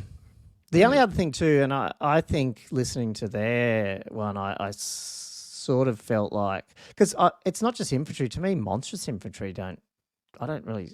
Is it just that a lot of armies don't have it, or I just don't see a lot of monstrous infantry? And I guess there probably isn't that much armies that do have it. Like if you take ogres out, which is a legacy faction, how many people have monstrous infantry? There's probably only like the chaos army type ones, and that's probably any order have monstrous infantry? I'm trying to think. When was the last time you saw a Treekin on the table? Yeah. Well, there's plenty. I think like there's a lot of factions with at least one, but like you said, you just see them in like little groups of sort of, you know, 3 or 4. Because like as you saw, Gomo, like with your troll horde, you take them. When you put them in 2 ranks, it was a waste of time. Yeah, exactly. Yeah, so it's like right there. So I guess the point I brought up there is because you can look at these step up sporting attacks, or whatever, but I feel like it needs to also buff. Not monstrous cav as such, but monstrous infantry. I think it'd be nice to make sure that they get a bit of love there to actually make them useful. So all sizes of infantry, you're saying. So even monstrous would get supporting attacks. That I don't know. Is that something? I like it. You know, they're generally more expensive anyway. So and I wouldn't mind seeing hordes. That would make them scary back occasionally. And you would say supporting attacks, you mean their full complement of attacks and not just one attack as well? Is that what you're picturing? Maybe that's what you do rather than actual support like 8th edition where it's 2nd and 3rd rank, but it's still just the fighting rank. But they can attack with all of them. I don't know. Maybe that would make. But then that still makes it line hammer. So 2 ranks. I don't know. This is the thing. No, but I think you know they. I don't know. I don't know what the answer there is, but I just feel like you need an incentive to keep ranks in there for infantry in general, and so you need to do something around either the combat res or letting them have ranks will give them more attacks somehow. I don't know if it's full ranks or it's just adding more to their fighting rank back. But I think that would be something needs to happen there. Yes, you could just go, well, we're going to max width, we're going to lock maximum widths to stop some of that. But I feel like that's just a limitation to try and make the game look a certain way. I'd rather it actually be a tactical Band-Aid, choice. yeah. be an organic choice. Result I agree. Yeah. So It should absolutely be that. Yeah. and to be honest, you know what would be? I was just thinking, the line hammer thing works well. Like the fighting rank being that front rank, everyone attack works well, even though you don't have step up, because it's sometimes a little bit easier to work out. Oh, you killed 6 people and I'm 10 wide, so I can fall back. Whereas when you have, remember, like when you have those second ranks and third ranks, you start going, oh, hang on, how many people can? It just gets a bit confusing potentially. So, yeah. Was there anything else you guys can think about? Like, did you think infantry is something that you would try fix through this, or like, was that on your lists at all? Oh, it was. Okay.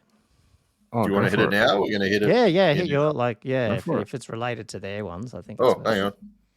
Let me bring up my little. I've got these all little things sort of measured out. So I had, just to try and limit, obviously the size line hammering, I had only base to base can fight again. Yep. Not the entire fighting rank. I just think that helps. What's the point in having this giant unit? Unless it's for shooting, obviously.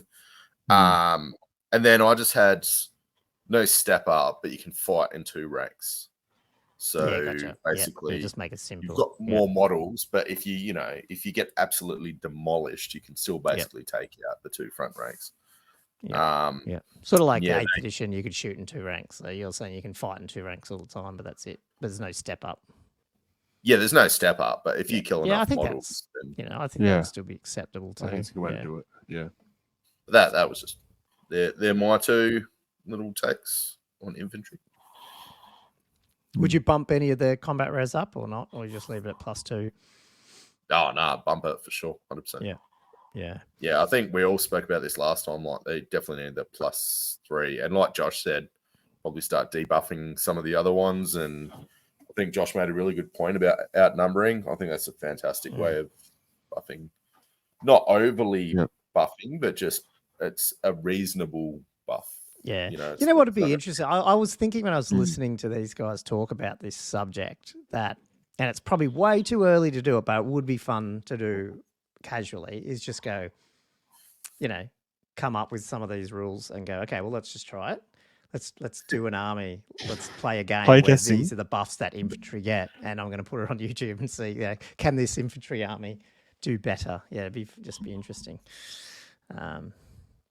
So 9th age, the old world.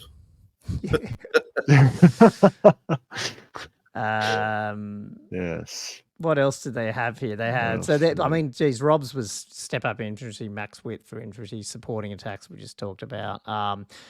I probably the next one that was different between them was Rob brought up the first time I'd heard it, which it sounds pretty interesting, was heavy cav getting 2 wounds rather than 1, and sort of differentiate them from light cav to heavy cav as a potential change. Got to disagree with that one. You disagree? I don't think it's too much problem with heavy cav. I think they're quite good the way that they are. They're quite a popular choice outside of monsters. You see cav tends to be outside of flying as well. I think cav's in a good spot. Well, I reckon if you change it to 2, then you'd really have to play around with the points then, potentially. That'd be taken. Yeah. Imagine Blood Knights and all that in 2 wounds. Yeah. The ones who are 2 up save base, it would be pretty oppressive to have 2 wounds as well. Yeah. If they all had 3 ups, maybe, because they're going to take wounds more easily naturally. Now remember, I think that discussion evolved into Heavy Did it? cav 2 wounds. They lose swift stride. Heavy chariots don't have swift stride. Light chariots. Oh, that that's sort of right. it became Yeah, that type of topic, which then I you remember started that part going, of the actually, conversation. interesting. Yeah. They're heavily armored. They can't move as far. Maybe even they lose a pip of movement, and then you're like, okay, now what I'd liked where it went is they're really trying to differentiate, because it does feel a little bit sometimes that it's just haphazard as to what got chosen. Like again, I'll go back to the Tomb King example of their dude's called heavy cav, and they got a 5-up save and a lance and no armor, and it's like, what the hell, you know? Yeah. So it doesn't really feel like heavy cav, you know. Oh, and you can do a rank of 4. It's like, well, no one ever does anyway, because they're either in line hammer or they're in marching column. You know, Yeah. no one's doing 4x3. You know, Yeah. like ranks, are they, with their heavy cav? They're usually just going 6 or 8 wide, get more attacks. No, Yeah. yeah. Or 2 Yeah, by whatever, no. and triple march across the board. So like that whole sort of matrix of troop type and rank and all that seems to have just been, it doesn't do a whole lot, because no one cares about the ranks. Because back to point 1 we're talking about. But I wonder if heavy cav, I think it probably would need a much bigger change because of points, but it would be interesting. That's really interesting. And I think there has been hints of that in the history. Like I'm just thinking back to early editions of 5th ed, 6th ed, where you did have move penalties for barding.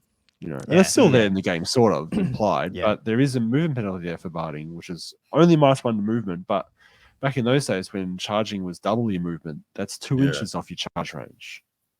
Rather than 1, which actually then makes well, I'm pretty sure in the quite a actual large difference, especially in a game where you medieval don't have days. counter charge. Well, no, you're right. And they were even saying something like maybe heavy cav don't have counter charge, but they've got first charge because they're wiping out a rank. But they don't. They wipe out your rank bonus, but they can't counter charge you. Whereas the light ones not fast can enough to do that counter sort of charge. stuff. Yeah, I like that. So you really take back a lot of their mobility to give them 2 wounds each. 2 wounds, very durable as such. Yeah, but they cost a bit. They're up there with the, and I think which I think they really justified a lot of this, because they're like, look at Monstrous Cav, and they've got 3 wounds and all this sort of stuff, and they cost not much more than some of these. I mean, how much are some of these Grail Knights and stuff going for? And I know they're good fighters, but 38, I think. Yeah, 38 points. So it's not much less than a demigriff. The thing though is, like, we're having this discussion about this topic, like, as Andrew said, like, heavy cav are in a pretty good place. Like, I'm not sure what the problem is that they're trying to solve necessarily in terms of the old world. Like, do heavy cav need more help? It's not so much help. I think it was more the differentiation and try and make that, make them a little bit. Which is different. as a broader way of looking at the game. Yeah, I think. Or just have cav. That's a really get good rid of the thoughts. other. Yeah. No, I think that comes back to a more redesign of the whole game, really, doesn't it? Like, that's like a second edition type event. Sorry? Because your saves on light cav, to me, that's the penalty right there. Like, if you're got a 5 or a 6-up save, are you charging that in and really getting into unit sort of thing? To me, I'm not really charging my Reavers into anything other than maybe something on the flank, like it's. I think the saves are where that penalty is. I don't think movement's such an issue here, or the to me, it's the save is what differentiates the two. You got something with a 2 or a 3-up save, and then you got something with a 5 or a 6-up save. Yeah. I reckon Grail Knights would be a lot more popular if Peg Knights weren't so bloody dominant. Like, you'd see Grail Knights everywhere. Yeah, and maybe that's the issue is, and I probably didn't think of this from that point of view, but these changes is what army books or changes do you make just to get the internal balance of an army book better, and then you probably see more things. Yeah. Well, do you think monstrous infantry and cav skirmishers and characters should not have 360 line of sight? Is that one of your changes? Yep. Coming from a Brett player. Oh, Yeah. Fuck yeah. I think it's absolutely good ridiculous. choice. Good choice, Josh. It's See, crazy. I don't mind it. Like you're looking at. I guess you're saying. So what? Hang on. What did you say? Monstrous cav and characters on them. Monstrous infantry. So skirmishers and characters should be, which would mean for the skirmishers, you will need to do the 8th ed style skirmishers of having a face. That was one of my changes too. Yeah, just bloody rank them up. Oh, for all skirmishers, you mean, or for? Yeah. Or are you talking about? Yeah. Oh, right. Oh, I hate playing AOS. That's a much broader change. I'm just talking about monstrous. Well, I just think there's so skirmishers. many broken things with the current skirmish stuff anyway. Like in terms of, when you hit it collapses in, but if you hit it from both sides, where does it go? And I don't know, like Messy. It's a messy rule. And I feel like the old 8th one just mostly seemed to fix it all. Yeah, but the old 8th one, they didn't feel like skirmishers. It felt like you didn't derive much benefit but I from still being I would skirmish still do formation. 360 line of sight with them. Oh, you would? Oh, Yeah, sorry. but I'd say that you Sorry, deploy I thought you them were as a saying you would batch. also. Sorry, I Nah, think nah, you lost line of yeah. sight and that kind of thing. No, you give them line Okay. of sight. Like, Oh, so you give them you put them as a block. Yeah. Like, Yeah. a shaped square block. so I can use a movement bloody tray. see in any So direction. Our game doesn't take 3 hours. Yeah. Yeah. Yeah. Yeah. No, I think that's a reasonable suggestion. Absolutely. Sorry, I thought you were. No, but I away don't line mind of the sight. 360. I just feel like you're right. Like there needs to be something. If the thing is too killy, then it needs to be put in some category where it doesn't have that.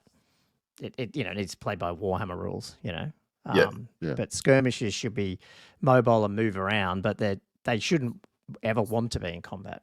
Really, do you know what I mean? Unless they have to be. Yeah, at some point. Yeah. They shouldn't be the ones dictating your battle. It's not the role skirmishers should have. Yeah, your tough unit shouldn't be the skirmishers because that's not what. So it's probably just what they've picked as being having the skirmish. Like so, peg knights to me maybe isn't the problem that they're skirmishers and even that they fly. It's maybe they just need to pep them back a bit in terms of. Because what did they do with them in this game? Did they bump it to toughness? Oh, they 4, or bumped they gave everything. it- what No. was it? They gave them furious charge. Yeah. So they get an extra attack. Yeah. They went both up of- a yeah, pip of and strength. peg. The riders went up a bit of That's strength right. as well That's what because it the was, rider was only yes. strength 3. Yes. And suddenly they've gone from 1 strength 5 attack on the charge to 2 strength Yeah. 6 attacks for each rider, which is a huge buff. And they also dropped the 0 to 1 limitation. Countercharge and yeah. Yeah. So those are the 2 main things. I mean, countercharge, but a lot of things got countercharge. But Yeah. it was really the furious charge that suddenly puts them up on another level. Yeah. They so to kept me, their that just 3 up feels like- save as well. Like everything else dropped Yeah. a pip of save, and they maintained their 3 up with the tough 4. So they're arguably Yeah. a better save, relatively speaking, than in previous editions too, I guess. Yeah, and the weird thing is that they're almost technically as armored as the knights, but yet they're flying around. And I know they're on a Pegasus. And they're high toughness. Yeah, but it's like, well, it's Yeah. a bit weird. Maybe drop that back. So it feels like the peg knights are an exception where they just need to rebalance the. Yeah, I mean, if they were Yeah, 4 up save with the same stats, maybe Mm. they're they become more vulnerable then. If they were 0 to 1 limited, then they're not so oppressive. If they couldn't charge any direction, that changes the whole dynamics, and maybe they're okay. Oh, Everything else, massively. if you just change the rules of that. But if you just had the pegs and you pepped them back a little bit, but then the characters weren't the character peg. Maybe it was a great peg, and that was a monstrous a monstrous creature, not a monstrous cavalry. You know what I mean? Like it's a slightly bigger because you look at the size of that peg that the new model comes on versus the old ones. You could argue that you could just make 2 types of Pegasus. And then that you way the could. character isn't. Well, there is a royal skirmishing. peg. There is 2 types of Pegasus. Well, in the the royal book. peg. Okay, there you go. Yeah, but he's still. But that's still got monstrous cav. 360. Yeah. So that's the thing. Just make him monstrous But cav, and you probably. I mean, creature. God. Monstrous creature. Yeah, you could do that. I mean, it surprised me in the rule book when monstrous cavalry and infantry. Yeah, I remember when you worked that out. Did I'm like, have whoa. 360. Yeah, like that Yeah, was a yeah, yeah. surprise, and I feel like that shouldn't be the case. I feel like that was an oversight. Mm. Yeah. Yeah. I had one other random one for infantry buff indirectly. What do you think of the Okay, idea that challenges This is a random one. Challenges can only be issued by characters if they're within a unit of unit strength 5 or more. Ah, right. Okay. But you can't just charge into a whole unit and then just issue a challenge and be safe. Yeah. Yeah.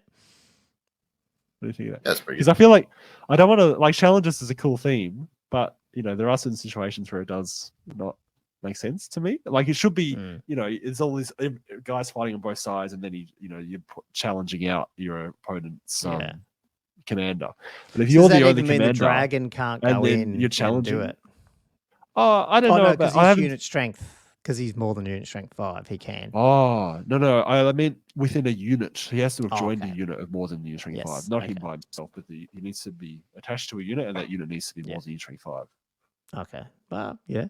I haven't seen. Is that? Yeah. I guess I haven't run into that being that of an issue. I guess it's either the dragon going in challenging, or it is a unit. But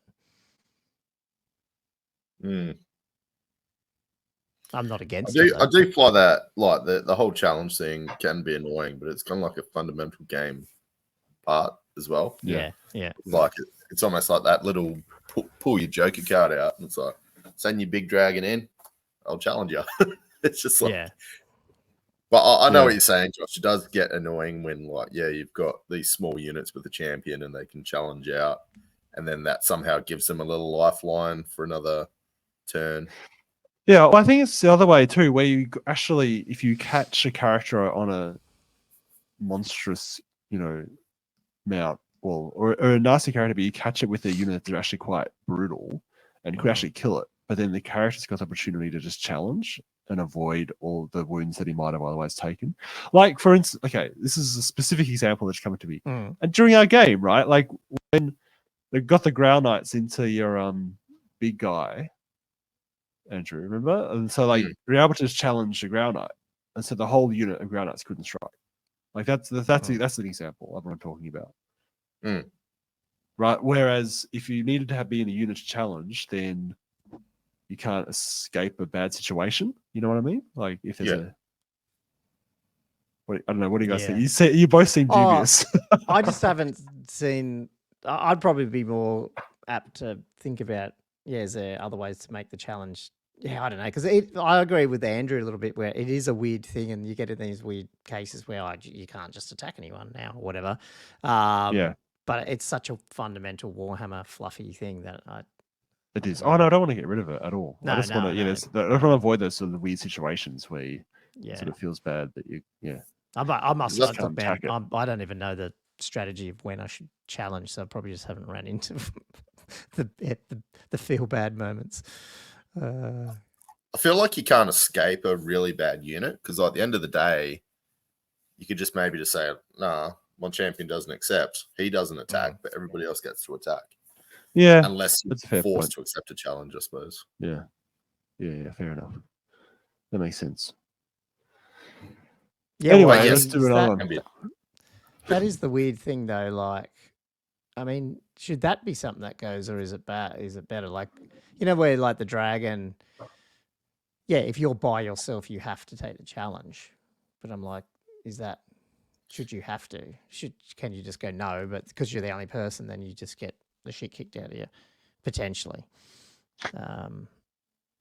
Because right now it's almost like the other way around. People use it to protect the unit because they're like, I'll kill my little champion. Like it's kind of funny how often we just feed champions and get them killed. Like there's no way, if you're an Empire halberdier, why would you ever want to try to become the champion of your unit? Because you're gonna fucking die in the next.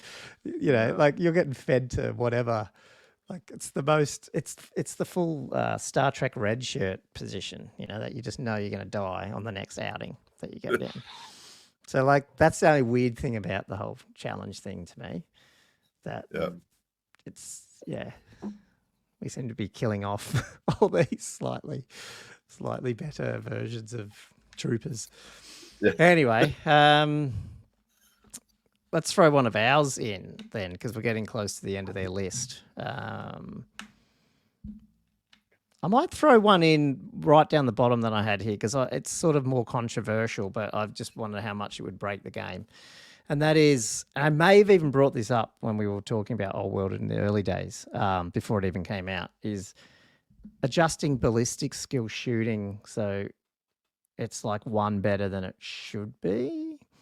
So if you've got a BS of 3, you're actually hitting on 3 up. And then, so therefore you're trying to make missile troops, because it feels like to me, if you take poison out of the game, and elves are different, but most of the time they're hitting on 3s or poison all the time anyway, so who cares? No, like it just feels like the only way ballistic skill shooting is useful is if they've got some ridiculously awesome weapon like the Iron Drakes or something, which is just awesome. But outside of small arms fire, like there's very little reason to go and take 20 crossbows and 20 handgunners in an Empire army and sit there and shoot. Like I feel like you just don't do a lot of damage. So it's either that or the penalties are weird. You know, like it's very easy to get -2, -3 to hit. Maybe it's changing that. By taking away the long range penalty or something. Just go fuck it. Just let them shoot. You know, maybe you still get -1 standing shoots and stuff. But if you're just sitting there shooting and you haven't moved, you can just hit on your BS or something. I just feel like sometimes that they need a bit of. It's like the infantry. It's the reverse of the infantry in combat. It's like, how do you buff the infantry who aren't there to fight but there to shoot? You know, because most of the time they're hitting on like 5s or sometimes 6s. You know, so just people just don't take them. Yeah. I think that's a good suggestion. I actually quite like that idea of just across the board buff by 1 to hit of all ballistic skill. I reckon that's a cool idea. I reckon, from the start, the very start of Warhammer, they probably haven't quite got the ballistic skill chart right. No, I don't think so. I don't think they have. Yeah, it's just too ever. Yeah. No, when you're shooting with the front rank. Yeah. Yeah. BS3 hits on 3s. I think that'd be. Yeah. Well, you're right, Andrew. Is that the other thing? You go back to 8th, you can shoot in 2 ranks all the time, and maybe just that extra volume attacks means you might be able to. But BS shooting might come back a bit more. I don't know. Yeah. Well, I mean, that's to me like you got volley fire for some things, but I think like also what you're talking about is probably something to do with the symptom of the current builds getting around. They're not very, they just don't care about. Like you said, your small arms fire. Yeah. It could just be. I'm not trying to bring back gun lines as such, but it'd be nice. Oh, yeah. You know. You must have a bit more relevance. I know what you're saying. Like sometimes you just like, you 10 shots and then like you get like, by the time you get to wounds, you get like 2 wounds or something through, and then like that's optimistic. Or one of them. Just like, that's the thing. Yeah. So I reckon. Like, why did I bother rolling this dice? Why did I bring this unit? Yeah. Waste 20 seconds. I'm sure there's some units that would just become totally OP, like elves. I'm thinking like, I don't know, some high elf units or something that, suddenly now hitting on 2s and they've also good fighters and all that. Like, but still, I don't know.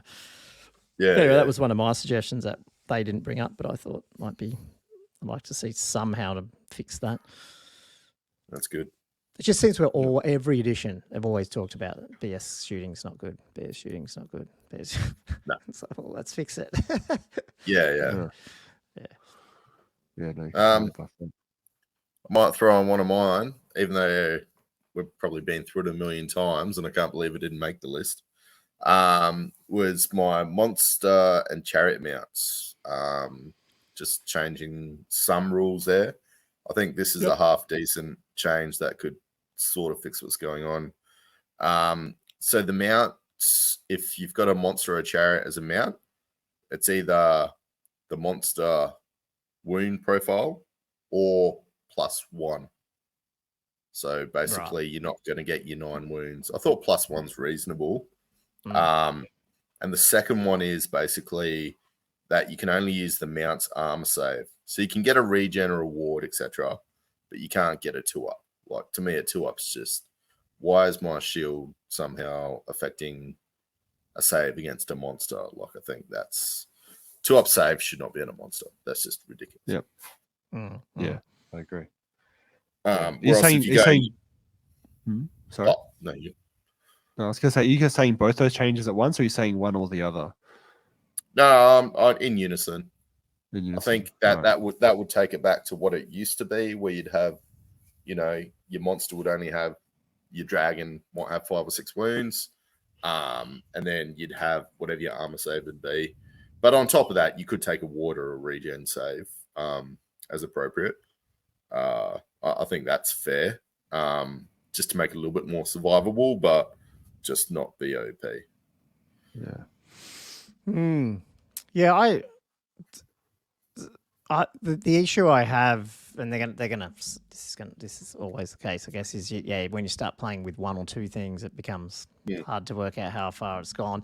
I think the thing I do love, and I know we are Hero Hammer, but I do love the idea that, like, 6th edition still didn't see many monsters because cannons were still probably good.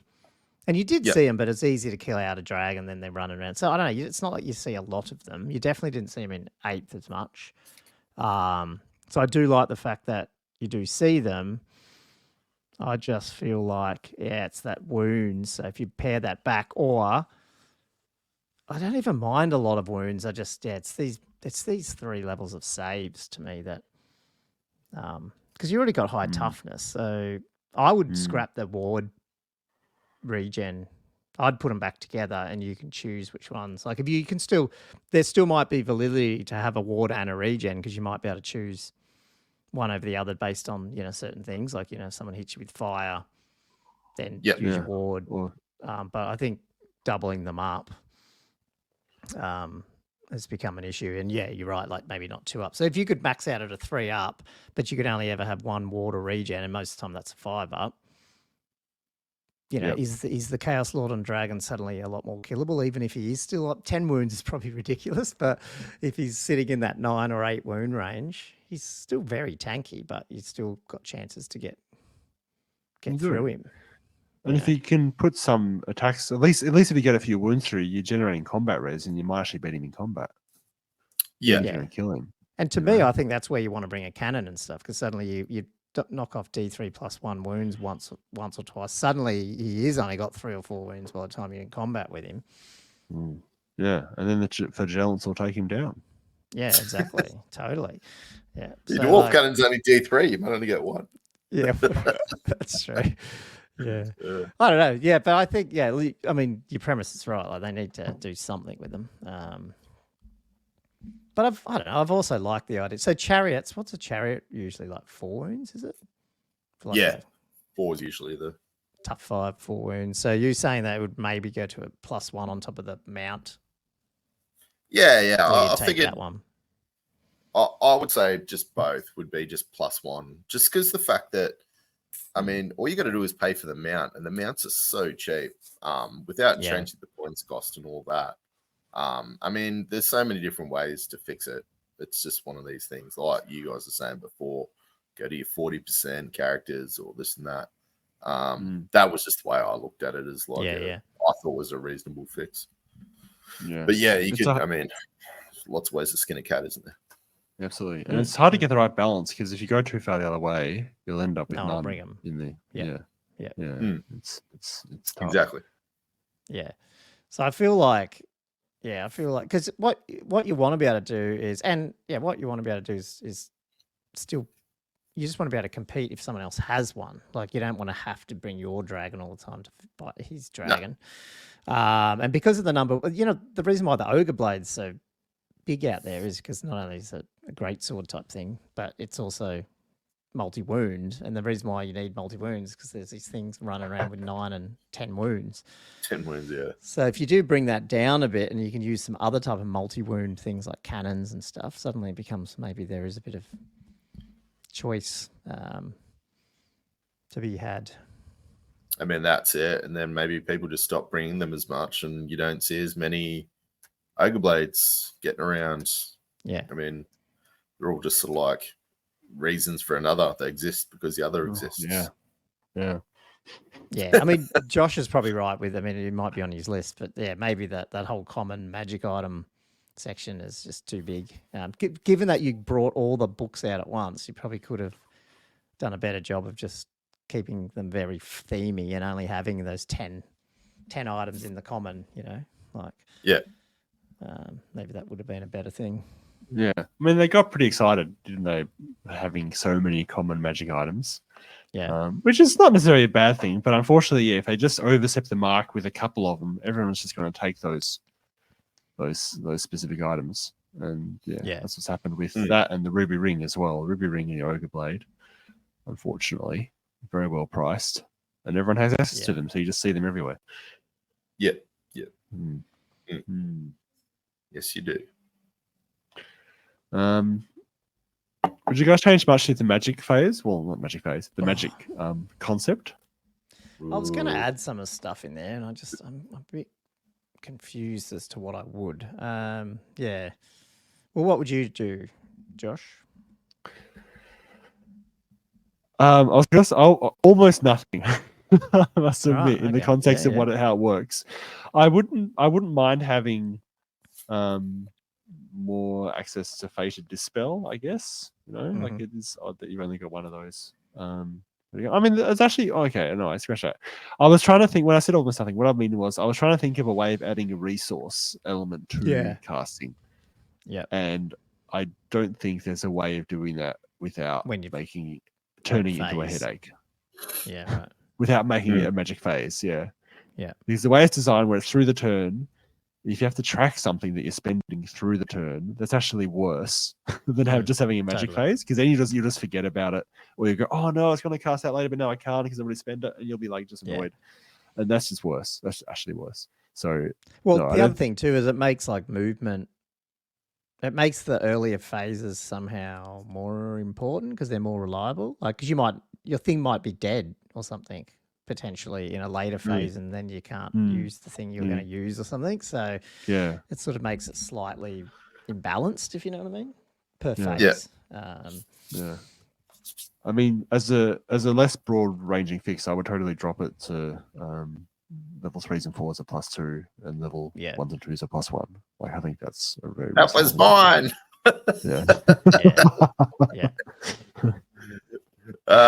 Great points. Great lines. That's right. Could you do something with dispelling where, because like how like everything is like you can just always dispel, even if you've just got one level 1, if you're in range you can try and dispel everything. Should that be equivalent? Like, should you only be able to dispel the number of times that your wizard level is or something like that, but maybe scrap the whole range thing or make all the ranges the same? I don't know. Like, do you think that's a problem at all? I reckon it would be, because if you start having a lot of, then you could say like, oh, I'll just bring a lot of mages because he can only have X amount of dispels. I think the current system's pretty good because I wouldn't change it in that regard. I feel like isn't that a nerf to lower level wizards? Yeah, that reduces their ability to dispel. Yeah. Yeah, it probably is. It probably is. Yeah, you just need to get rid of the thing that you just always have to have the level 4. That's it. It's the same thing with the dragon. So what makes a level 4 so good is because they're adding +4 to their that's why they're so good. Yeah. And the spell values are and to not their that dispel high. Yeah, into their dispel. Yeah. The spell castings aren't really that high because it's all just 2d6, So like Yeah,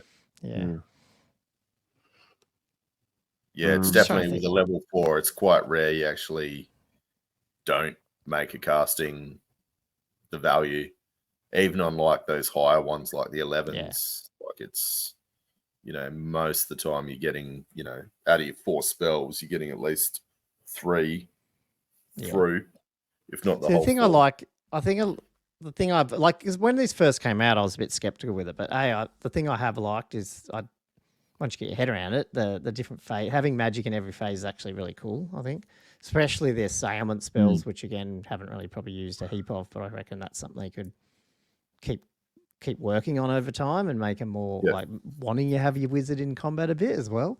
Should kind of feel. Maybe they should scrap the can't dispel and stuff. I know that's sort of a nerf. I mean, it's like it's making him more powerful, but maybe that's a cool way to incentivize people to still get in combat with them or something. I don't know. Just to make it more reliable. Yeah. But the other thing was, with the resource management, like with the old dice system, you could always just potentially just try force through a spell, and there's not really that in this game, which is good. Mm. You're not just sitting there going, I'm going to 6 dice this all the time. That was the bad thing with 8th. Yeah, 6 dicing stuff all the time is pretty real bad. But then you also don't get that interesting interplay of I'm just going to focus on stopping dispelling, stopping the one spell. Like you let everything else through, but I'm going to save my dice for this one spell.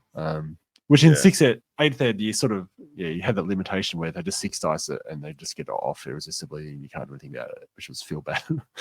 But without that part of it, like the rest of it's that function of the rest of it where it's you got different priorities that you got to focus on and there's a strategy there. I think there was a lot of interesting game and choices to be made in that side of things.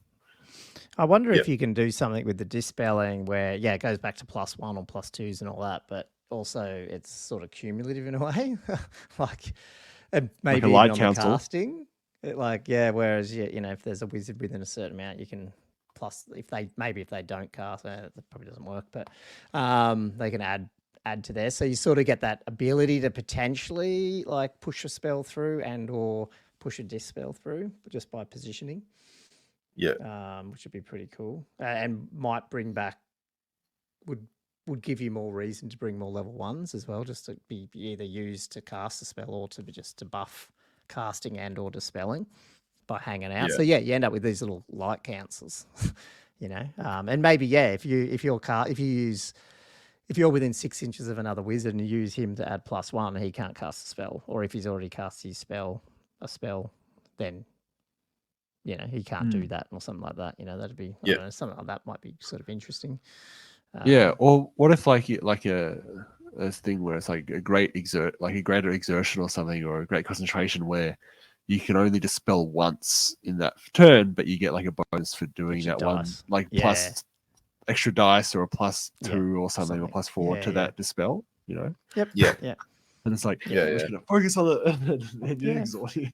But you got one of them, Mate, to be honest, that'd be, although this probably makes it worse, but that could be something that only level 4 has or something as well, but that would make them even more take. No, even level 2, you could have a level 2 go to level 4 for that one dispel, but you can only do it once, and then you can't dispel anything else once he's done that or something like that. He's expended for the rest of the turn. Yeah, there's a bit, I think if they play around with that sort of stuff, but it's keeping the rest of the mechanics pretty similar, then I think they've probably hit on something here where it's a bit simpler mechanically. It is a lot to get your head around initially when you're like, oh shit, what spell goes in what phase and which ones kind of have to be in line of sight on and front arc.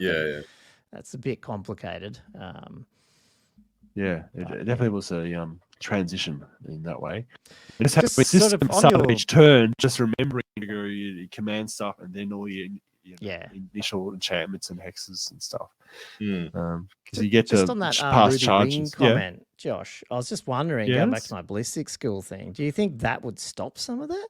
Like, I feel like there's no shooting so shit that the reason why magic missiles are so good is because they don't roll to hit, so therefore they're just so reliable. But I wonder if you buff BS, does it negate the need to have these crazy death-dealing magic missiles? Maybe a lot of the magic missiles can turn more into those foot of Gork, the Gaze of Gork ones, where they're more like just single line shootings and they're variable, but they're not like wiping a whole unit out. I mean, I think that'd be a nice way of looking at it. I suspect it'll be the opposite. I suspect it'll be everyone will go, this becomes a very viable gun line, and then just adds the BS buff to the Ruby Ring, and it just becomes oppressive. True. That's a shit game that we exist in, isn't it? Cool. It's a very optimistic way. What about streamlining charges? That was the one last thing. That not my point, but going back to Robert Bell's points. So they talked about basically is that sort of going back a little bit to the 8th edition, sort of just pick distance to distance, move 90-degree wheel, I Yep. think that's what Yeah, Val's talking about, an wasn't extra it? free Yeah. wheel during the charge. Yeah. Yeah. So Now, that- what yeah. I disagree with, I'm pretty sure when they were talking about it, they were talking about the whole difficult terrain and stuff. I really think they've got it pretty it's good. pretty good with how they've got these different. I love this the idea terrain that interaction. terrain -1. I like the closest to closest thing. lowest I dice. do agree with the idea that it needs to be a bit more written, a bit clearer, where technically they're pushing for corner to corner because that is the closest. I think they need to fix some of that up where you have to at least try and get to the middle, or like you get to a line or Yeah. something. Yeah. But in terms of choosing your charge path and, difficult terrain -1 off, I think that's really cool. It brings terrain in way more than it used to. Yep. The only thing I don't like with that is like, I wish it would be, you can't just like click a little bit of terrain and it affects the whole unit. I would like to see it being a bit more like, somebody's going to be You have like to behind majority something, units got to or go in or something. Yeah. No, I see what you mean. Yeah. So you can't just start playing silly Well, that's buggers. the problem with the forest rule too. You see people where they're like, they just touch into the forest, and so now they can see fully out the other side of it. Stuff like that. Whereas you're shooting back, and they've got cover and stuff. So I think it's a bit. There's some weird stuff, but compared to where forests were, terrain was non-existent in 8th, and then in 6th it was punishing as. I think they've found a pretty good middle ground. They have, it's a really nice middle ground. I agree. But in terms of streamlining charges, absolutely, I hate the wheel things, just shit. And it goes hand in hand with fixing up the whole max width. If you can fix up your max width, you can go back to an 8th edition style closest to closest charge. That is true, because it's really, it's trying to penalize really wide units. But you're right. Yeah. If that becomes less of an issue, then you have the flexibility to be more forgiving. I had a point. So this was my number one. My number one that I first put in was do not closest to closest, but do the charge center of the unit. So the charging unit center, like so center of the front rank, you mean? Yeah, center of the front rank, very center of the very front. So it's going to penalize a longer unit, but it's just closest to the. So all you do, find the center, measure, bang, you're in. Yep. Wow. Or you're not in. Maybe. Do you measure to the center of the target? Just to the facing that you're going to be obviously charging, or like the corner of that. I like that. Your center to like their closest. To their edge. Yeah. Yeah. So it's just going to penalize a longer unit. And then obviously the shorter units. Because it seems like you do get a slightly longer charge in this edition. But then that's going to be counting for a wheel. Ross, I think if you go to a center, that's going to be like a happy medium where like you will have a longer charge, but obviously the longer unit is, the more you're going to get penalized for it. So yeah. And I mean, just to me, it goes back to like, I think, love it. And it's not just for tournament gaming, but it just, you should be able to agree ahead of time what you need to do. And it's very hard with a wheel. And so it just adds on shit. And I just think, No. I think prefer it to be slightly unfair with like wide units and stuff, but just be able to agree on the dice roll. Yeah, I think it's a nice happy medium. It's it's easy to measure, still penalizes wide units. Yeah, I'm on board with that. That's a cool suggestion. Yeah. I like it. Very good. Lock that in. Hear that? What's his name? JYT, whatever his name is. Heard it first on the old War Fanatics. That's right. Copyright. The other touch boys. Did you have any others, Josh? Surely you had one that I've got in my list here. Oh. Which you don't know. Or you probably can see, but yeah. Although I don't know how I've done that. What about reforming after Fabigo? Is that the one you were thinking? Yeah, okay. Yeah. I mean that's very a disastrous hole in the game. Just should not be the case. Should not be getting these random reforms after you've failed. Like you're almost broke from combat. You lost the combat so horribly. You're lucky, and then you still get to turn around and reform into whatever shape you desire, in whatever direction you desire. And then if it's your Like if you lost on their turn charging you, then you get to charge off and do something else. Like it's pretty crazy. Yeah. It is Yeah. crazy, and they don't even get to reform. They get to Mm. follow up, and then that's sort of it. Like, Yeah. what the fuck? Yeah. That needs to be errated. Yeah. Are you happy Right. with the whole pushback stuff, or do you reckon like has it added much to the game, or has it just made it more complex? The whole pushback, give ground. It has added to the game. It does make rolling a break check less. I don't know. You roll the dice, you look at them, and then you spend 10 seconds working out what it means. Yeah. You know, so it's less theatrical, I guess. But yeah, I think it is nice that it's not just a binary hold or flee. Yeah, that there is a middle ground, I guess. I think it would be nice if there were, you could affect the ability to break past just leadership, if you know what I mean. Like if you lost by 10 CR, then you should be more likely to break than just fall back in good order if you roll under your leadership. I don't know if there was some way of modifying I was just that. wondering if there's a way just to maybe just give ground, like is fall back in good order the complex one? Like is there, should you, if you don't break, you just push back? I don't know, maybe there's something there with it. Oh, so you're saying that options. So I don't just know take how away mathematically you work it, but so you wouldn't have a fallback that end of each combat round, like you'd be if you hold, you don't give ground. Is that what you're saying? So it would just be they'd just be locked. And then I was wondering if is for Bigo the weird thing where you're like pushing them all the way back, but they auto rallied, and then that causes issues where they can bump. You know how like sometimes like they can bump through, but you can't. So it feels a bit weird because it's a flee that's move. weird. Rather than the abstract nature of the roll off, the pursuit and flee, and if you just win them on the dice, they're taken off, kind of thing. Yeah, is that what you mean? Like compared to that, because that was nice and simple. It was very clean. You just roll two dice. If you roll higher than them, they're off the board. Oh, yeah, they should go back to that too, I think, because I think that's causing those other issues that I think Valen or they've talked about it. Oh, that is the improved charge follow-ups where it's just a bit like you can block yourself and gets a bit weird. Oh, yeah, if you're flanking and then you're from the front and then you're blocking yourself. Yeah, that's whereas in 8th, you rolled all the dice and then whatever was killed's killed and then you could move, Yeah, they abstracted it a bit, which I think in that situation you sort of need to, like they took it too close to the squares and just trying to play with squares on the board, and to some extent it just doesn't work. Any others, or are we getting close to the end here? It's my fault. I feel like you're getting close to the end of your battery. Oh, I am. Yeah, you've done pretty well. You went pretty well to get to 2 hours. Yeah, I do think one of the things they need to do, but it's judge more of a cleanup, is review and consolidate all the universal special rules.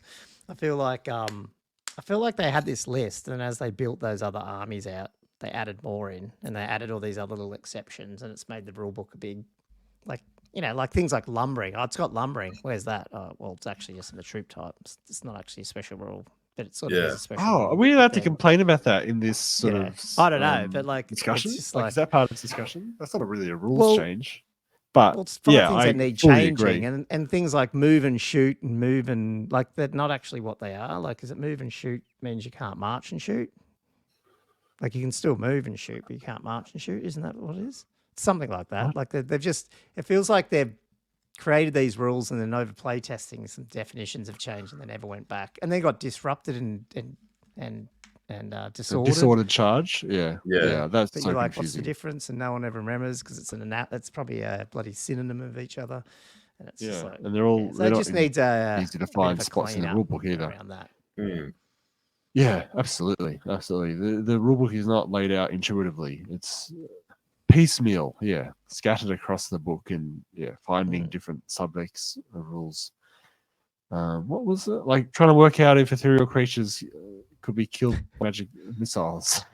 It took a surprisingly long time to work out. I'm thinking of even more. I mean, when you talk about the rule book, maybe that could be a whole subject. Yeah, It's like, do not put a diagram in unless it's an edge case. I don't want to see one unit lined up perfectly in front of another unit and say, this is how you charge. It's like that. Everyone knows that.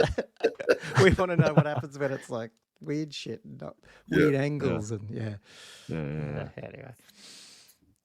Yes, I'm probably at the end of my battery. So that's, well, we know Andrew's definitely solved one of them. So that's good. We'll see that in version 2. I like it. There was some very good ones from you guys. I liked a lot of them, actually. I think that's a good way to get a YouTube clickbait one day. About 6 months' time, Andrew, you and me will play a game with 3 or 4 of these chart changes in called version 2 playtesting. Beautiful. You get the comments. Yeah. They'll be like, what the fuck? Yeah, I love it. This will be great. Cool. Anyway, anything else to shout out before we close out the show, or all good? No. All good. Be on the watch for Josh's 6th edition Fanatics, which will be coming out to the podcast stream. Can't wait. In a few days. Josh and Ben. Yeah, it will be good. Anyway, cool, guys. Thanks for coming along and chatting with me again. And for all your listeners, thanks for listening to another Old World Fanatics. And like we said at the top of the show, please hit your 5-star review on your podcast software of choice, or the like, subscribe on YouTube, and head over to patreon.com/oldworldfanatics and jump on one of our tiers if you want to get more involved, chat to our other patrons, ask us questions, and jump on some of our hobby shows and all that sort of stuff. We'd really love to have you. But until then, guys and listeners, thanks for listening to another episode of Old World Fanatics. We'll see you next time. Cheers, guys. Ciao. All right. Cheers. See ya.